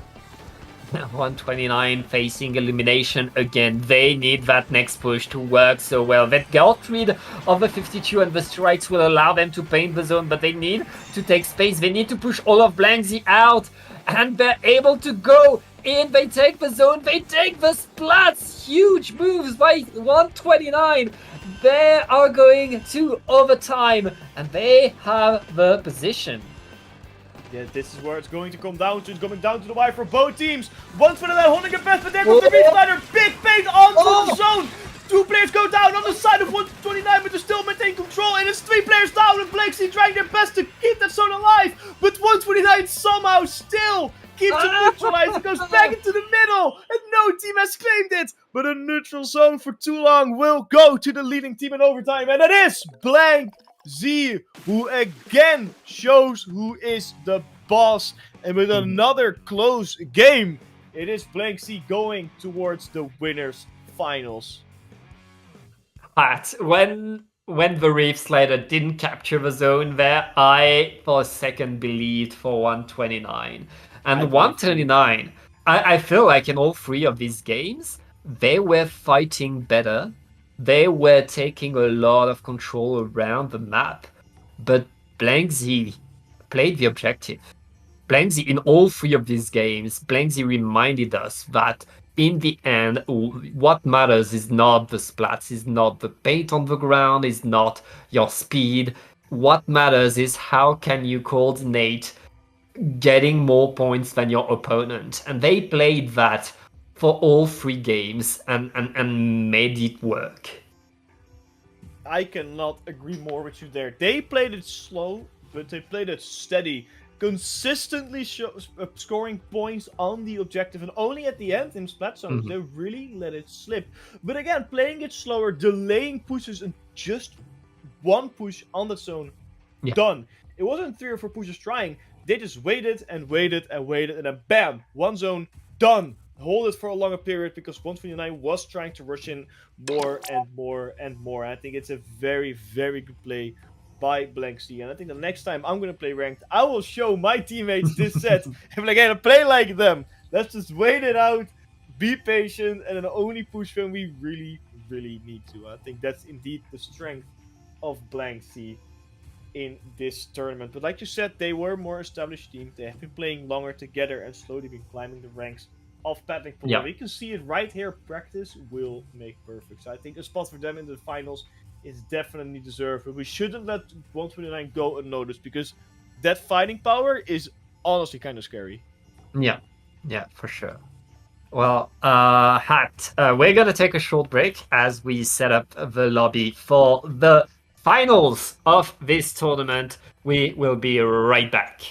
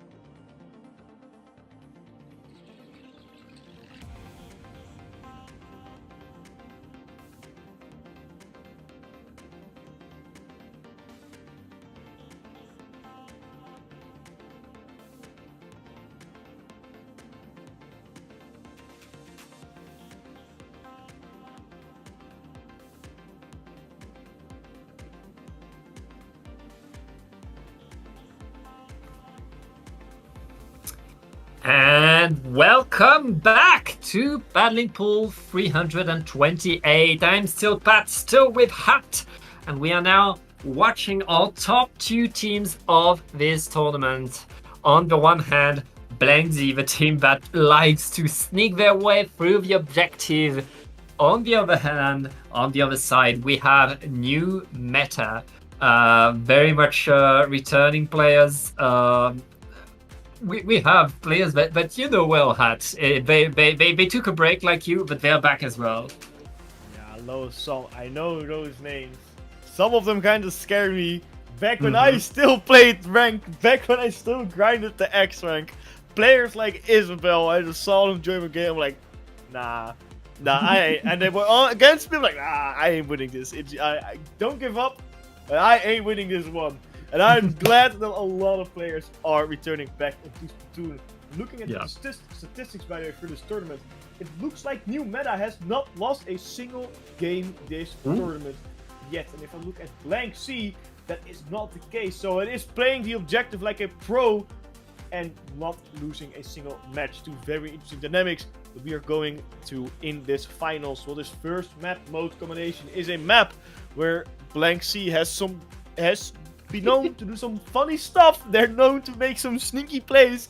Though this objective is not as sneaky, the map still is the same. Rainmaker on Museum Del van Sino. Thankfully, you can't super jump with the Rainmaker. The game would be so different if you could. It was in the beginning of Splatoon 2, it was broken where you could. Really? It was, yeah, I think it was like a glitch where you could jump with the Rainmaker, or it was something along those lines. But it was insanely stupid. I don't know how that made it through the research and development, but it did, and it was great. Looking at these weapons, that's the Daniel's apples. I mean, we loved apples here, but I did not expect to see vanilla apples being right here. That's I think the interesting Deadpool pick. You should call Alice and show Alice. I think Alice would love to watch this set. If there's a Deadpool in play, both teams that are fighting for the midpoint are fighting for control of the map, but neither team has really made an effort to make the Rainmaker pop. And of course, why should you? You have to win the fight first. We've seen Lulu trying to pop the Rainmaker, trying to get some pain from the map, but decides to jump out because it's too risky. But 2 players go down for BlankZ and trying to pop the Rainmaker in a last effort to keep the map control. With 4 players shooting at it from new meta, I don't think they're gonna keep the Rainmaker pop for all that long. As now new meta finally pops it, pushed open. The Inkfact coming in, trying to support the first push. Isabel with a very lovely way towards that pedestal. And 3 players down on the side of BlankZ. It's a very, very strong opening push for new meta. Yeah, new meta not wasting a second right now. And getting to 27 on their first push is very, very nice. I mean, right there, BlankZ are facing a different beast in new meta. That's our seed number 1, and there we grab the raid. Oh wait! Oh no, they didn't re-grab. That's I'm tired. And BlankZ able to drop a Rainmaker to the side, get some time, get some breathing room. They're going to let new meta get the splats, but wait, how is there 3 splats on new meta? I don't know what happened, but the Rainmaker was doing a lot of work, and it looks like BlankZ is wanting to capitalize it as much as they can, but it is new meta also respawning. BlankZ has popped the Rainmaker, but there's no special on the map for new meta, only a Tacticooner, but it's not gonna help you that much in a fight. Tacticooner for BlankZ also goes out. Can they get the Rainmaker on checkpoint? No, they can't! 3 players do go down. It's only FaZe alive with the Tetras. They have to try to pop the Rainmaker. They have to try and get that thing on. Get a splat with the re-slider, but it's not enough. The Tacticooner will help for that instant respawn. Will help popping the Rainmaker and continuing this push. But it is also close. 27 is still a huge score that BlankZ has to beat. Yeah. I mean, not breaking the checkpoint here is a bit rough for BlankZ, and they get called out. They're not able to sneak their way in. The Rainmaker is resetting in favor of new meta, as BlankZ right now are regrouping, waiting for a better day. Oh, well, the better day has come. Nice Inkjet, but they come to capitalize on it. 3 players down on the side of new meta here, Pat. Yeah. Big for the Rainmaker as well. Look at that center spinner just perfectly aligned.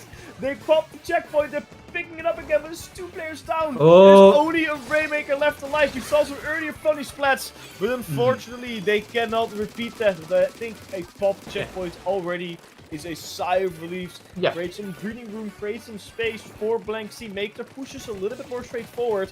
But I think they should have done more with that one, especially with how many players were down for on the side of New Meta. And this is a big reset for Blank Sea, but it's still an opportunity. And I think now for Blank Sea, a reset is actually more favorable because Rainmaker's in the center. It's just easier for them to grab it again. And right now, New Meta are losing a few too many players. They're gonna let Blank Sea re-grab the Rainmaker, but the jetpack is going to shut that down. The Tetris to the side, maintaining some presence. It's certainly not over for Blank Sea, but they need to get a bit more control before they can push. Yeah, we see the Rainmaker in the center. Nobody's really picking that up. It's left on the spinner as is, because no team really has incentive to push. Or Blank Sea, of course, has no incentive to push, but they don't have the capability to push right now. There's no room to push. If Tip right now, this is gonna get split up instantly. It just happened just now. I believe the Tetris picked the Rainmaker, and the Rainmaker's already spot. We see split on the brush. We see trade on the 52 gal. 22 seconds left on the map, on the clock here, Pat, and it's New Meta dominating the map right now. I mean, New Meta, they know they don't need to push right now. They know all they need to do is deny mid, make sure mid is not safe enough for Blank Sea to move forward. Blank Sea will have to take the risk. Blank Sea will have to go in.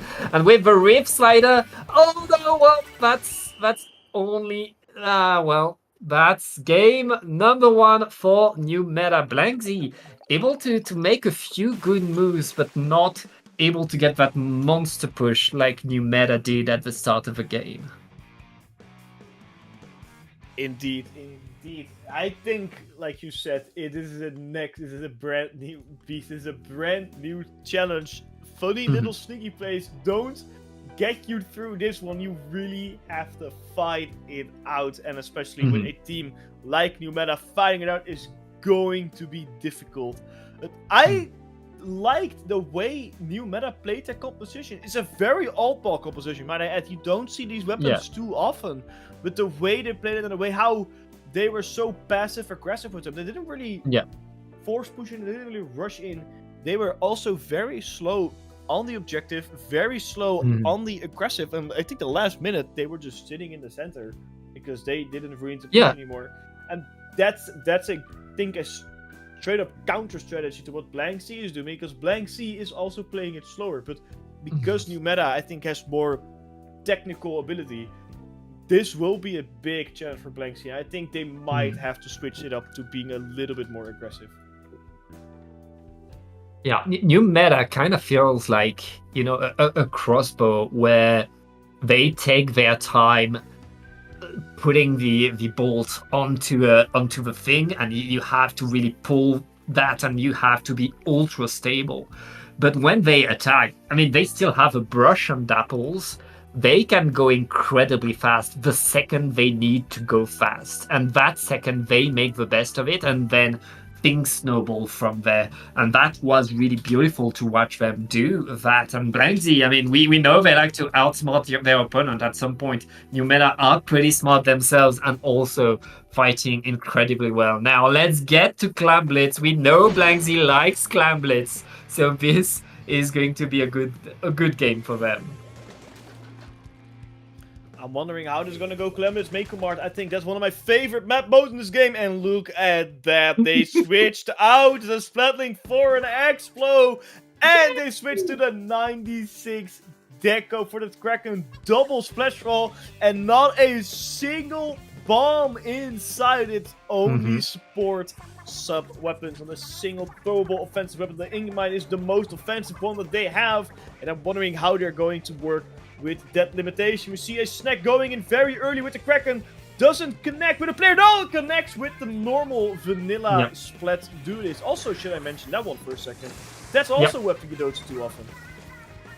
Yeah, right now it's 2 down. And New Meta are going to grab the Rainmaker open the basket and get some points right there.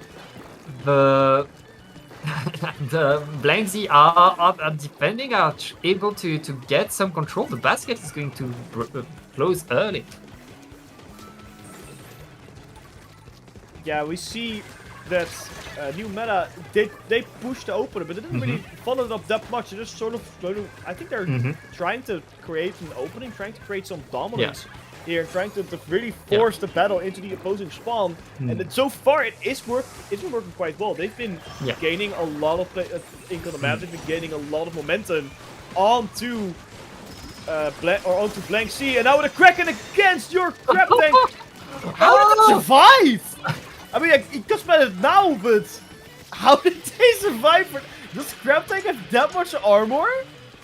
If it's not a charged with the Kraken, you need to get it twice, plus the HP from the Crab. Like they had some extra, I guess. Like that was close. I think one more twirl and they would have been dead. But very, very nice dodge. Meanwhile, as we say that, New Meta is simply putting more clams in and getting a wipeout as the basket closed. New Meta are more busy making sure they maintain control of that basket area than they are busy putting clams in. And I think given how small this map is, that is a great strategy because they're making sure they can maintain the game where they want it to be. Yeah, this is what New Meta really excels at, is really taking the game in their own hands. And this is something that I said earlier. They were trying to keep the map control, trying to keep the fight into the base of Blankzy, but Blankzy says, nah, we're done. This is our meta now, and we are going to create a new meta as they broke out of their base. They're free and wild. Let's see if they can get a push in. It is Benji being chased by Lulu. Blaster versus Brush. Should have been an easy pick, but no, the Brush got splattered, or at least they trade, which is a good thing for Blankzy. Another player goes down in the Explode, and now it's also 2 players down on the side of New Meta, on the side of Blankzy. Both teams are struggling in the mid-fight, but Blankzy will feel the struggle more as they are not in control, as they are not in the lead, as they haven't put a single point yet. They are trying to find a way with the power clamp to the basket, but I don't see it happening right now. New Meta just too strong on the defense, and I believe that power clamp is going to despawn right there. No, it isn't. Yeah, I mean, New Meta are maintaining their firepower, going all around the map. But Explo is doing a great job of forcing Blankzy in yellow to stay back. But New Meta losing 2 players, activating that Kraken, trying to stop things, and the Kraken once again a bit too slow to get the splat. How did it not get the splat with the Kraken? They did it so many times. Finally, a power clamp in the basket for Blankzy. Didn't really get a follow-up though because nobody was there. Everyone got splatted by New Meta. Very good on the defense by them. But still, finally an opening. Finally some points on the board. They're trying to get a second opening as the 96 goes down, but with a splat hammer and some other weapons. 3 players go down on the side of Blankzy, and it is not even looking for it. It is a power clamp all the way to seal the deal, and with that power clamp, it has been KO'd, creating a 2-0 scenario for New Meta as Blankzy continues to struggle in this set. They can still reverse sweep, but it's going to be very, very, very difficult. Yeah, it's looking pretty dire right now, Hat. New Meta very much reminding us why they are the seed #1. And one thing to note, as you pointed out, if they win the next game, they win Paddling Pool without dropping a single game, Hat. Yeah, if they win this one, indeed, it will be a completely lossless Battling Pool, which is honestly, even if you might be miles ahead of the competition, that's still an impressive feat because Battling Pool always shows some hidden talent, always shows some crazy upsets. Every single week is the same. We always see something where we are all like, wow. For an example, the reverse sweep we just saw 2 sets ago. The fact that they got, or at least got, was it a reverse sweep? I forgot actually. I think it was a reverse sweep, right? I mean, it went to a game 5. What's the game 5? I'm gonna look it up right now. I have no memory. I actually don't. I didn't cast it. I didn't cast it, so we don't remember it. Yeah. I'm pretty sure it. Okay, it was at least in game 5.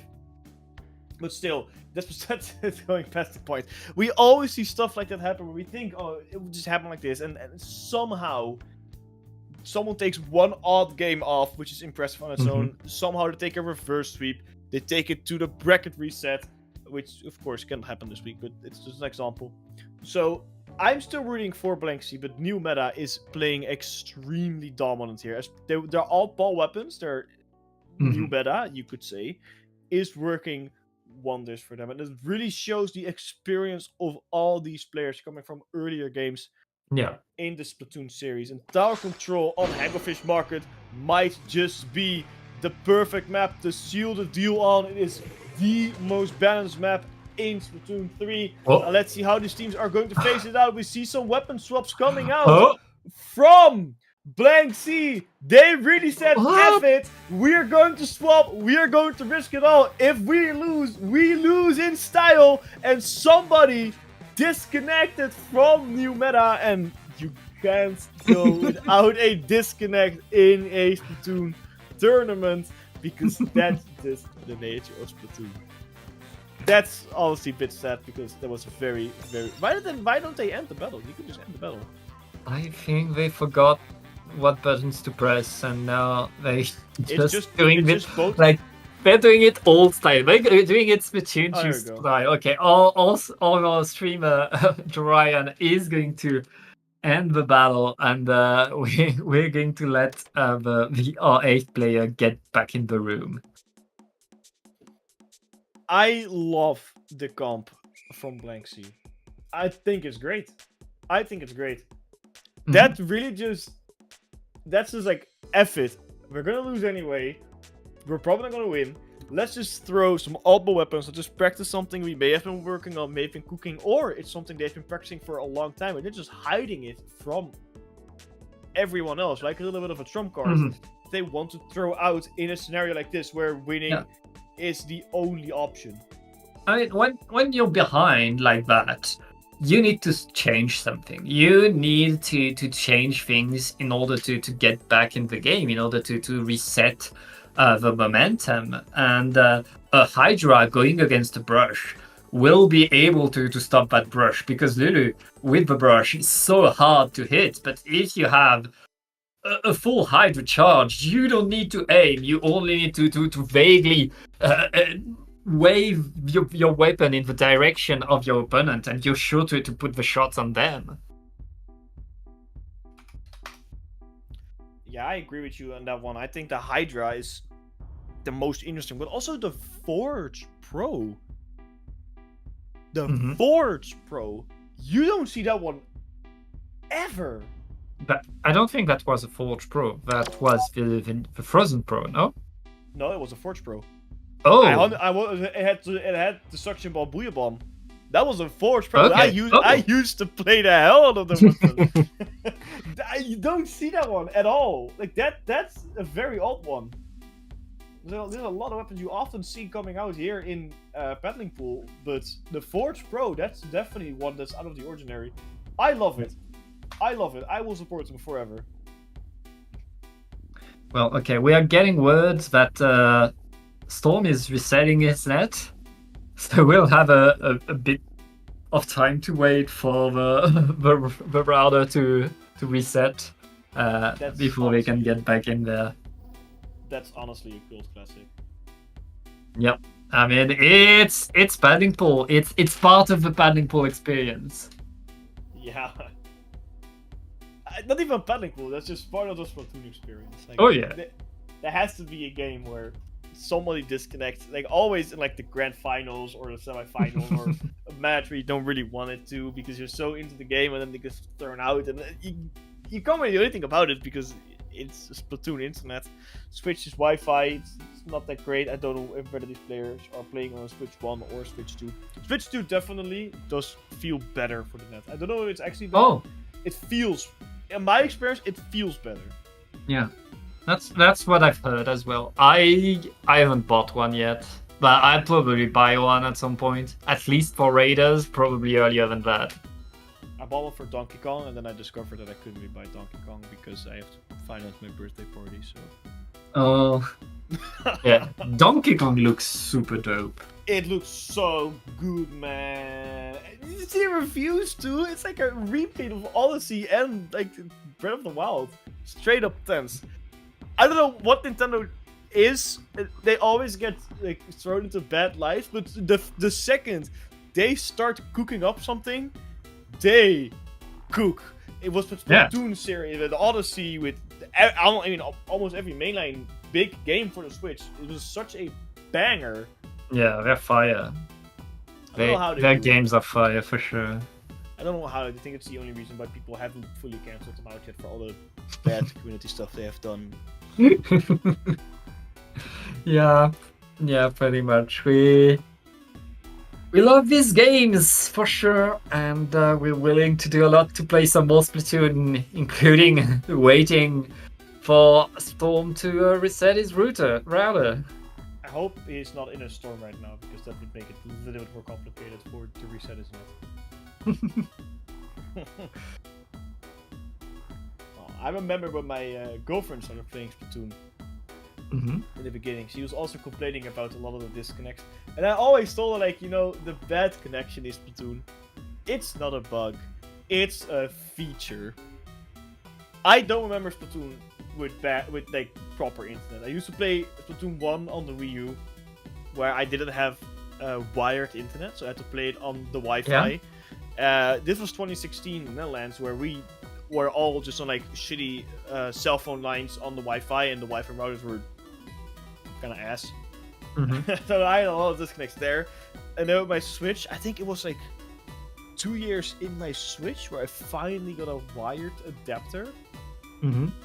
And that made for me such a difference. But I am so used with all those disconnects, and every time I play Splatoon and I see my teammate disconnect, I don't even get mad anymore. I was like, yeah, that's Splatoon.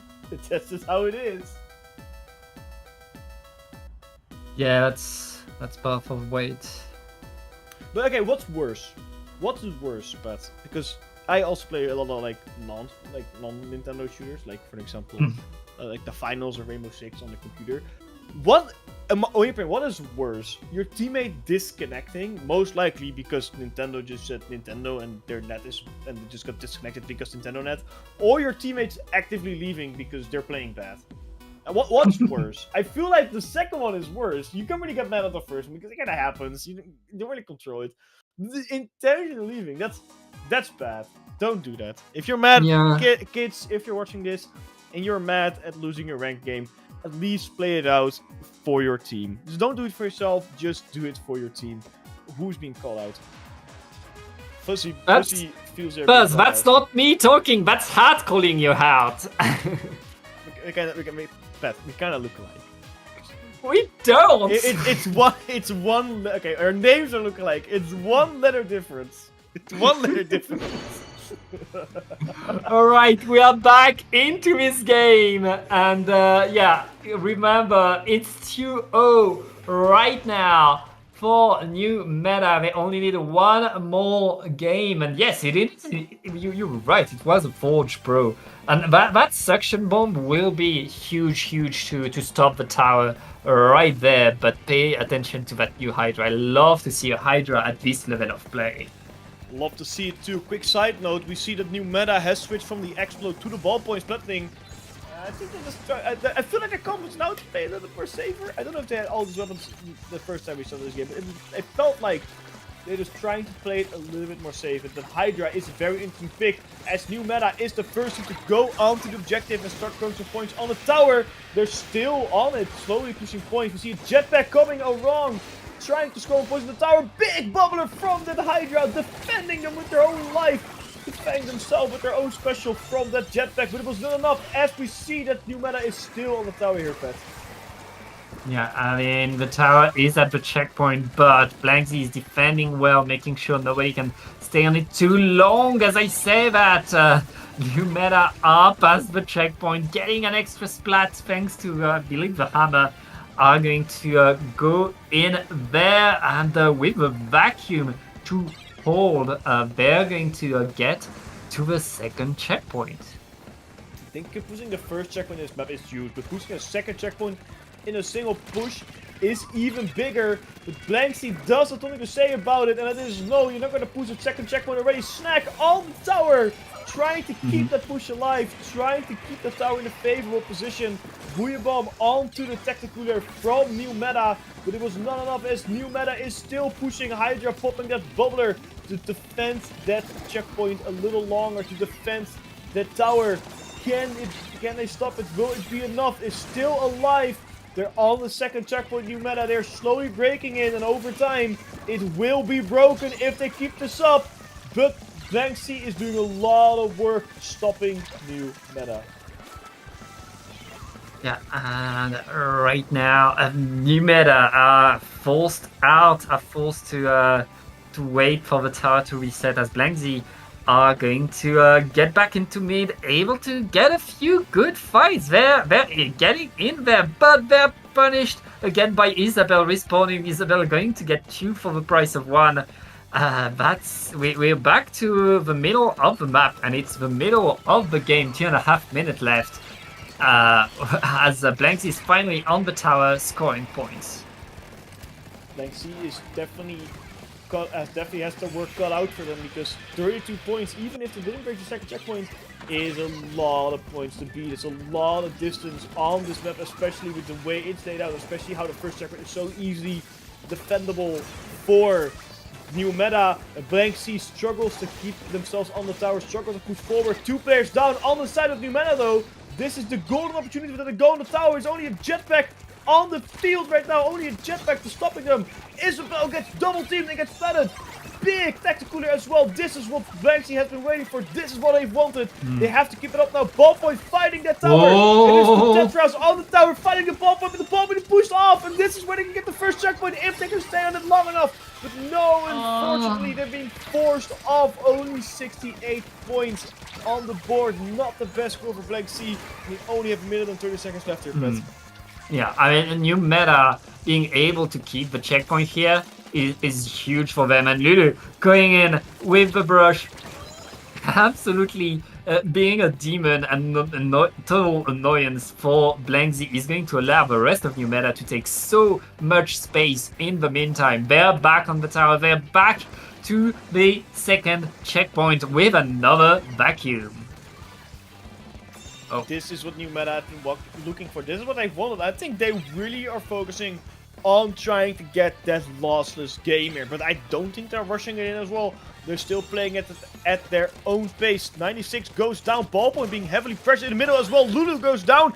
And it's a full wipeout on the side of New Meta. Blanksy has to get on the tower and get on it fast. They have a lot of specials at the ready. When that tower goes to checkpoint 1, 4 specials are online. Tacticooler out on the map by the Dapple Duties.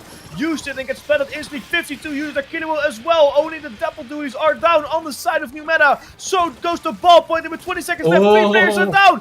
This is the golden opportunity for Blanksy. They've been playing passively for so long. And it is finally paying off for Pet. With 10 seconds left, they're on the way to checkpoint 2. They are at that checkpoint. The vacuum, though, is going to get a few splats. They're on there, and they are scoring the points. It's so close. Oh, it was so close. But no. 32 to 36 with a golden opportunity, almost handed on a golden platter. Just one more defensive push. They got vacuumed, and that means that with not a single loss, although it was super close, New Meta are your Battling Pool 328 champions with a very, very dominating show of Splatoon 3. Yeah, I mean, Blanksy played so well right there. As you said, they had the patience, they had the strategy, they were able to get there, but they had to wait a little bit too long. It was overtime, and New Meta was able to shut them down right before they took the lead. That's a 3-0 for New Meta. That's a victory for New Meta. Congratulations to our new Paddling Pool champions. And Hat, that means it's the end of the stream. Before we go, can you plug yourself? Where can we find you? You can definitely find me. You can find me at Casterhead on Twitter. And recently, I also started using Blue Sky again, which you can find Oh. me on at casterhead.bsky. I think to take the default link Mhm. for Blue Sky. I started using it again because I think Twitter is a very boring platform now after all Yeah. the recent, even more recent changes. So I'm starting to switch over to the Blue Sky and see if the grass really is greener on that side. And I'm talking about the Blue Sky, Pat. I think you use that platform a lot, but where on Blue Sky can we find you? Well, it's written on the screen right now at Badger.Tom at Blue Sky, and that's pretty much the main way to find me and news for me. Stay tuned for the raid. I would like to give a special shout out to our wonderful observer, Jorian, always doing a great job giving us great overlays and banger music. And thank you for watching. We'll see you in the next one. Bye bye. Bye bye.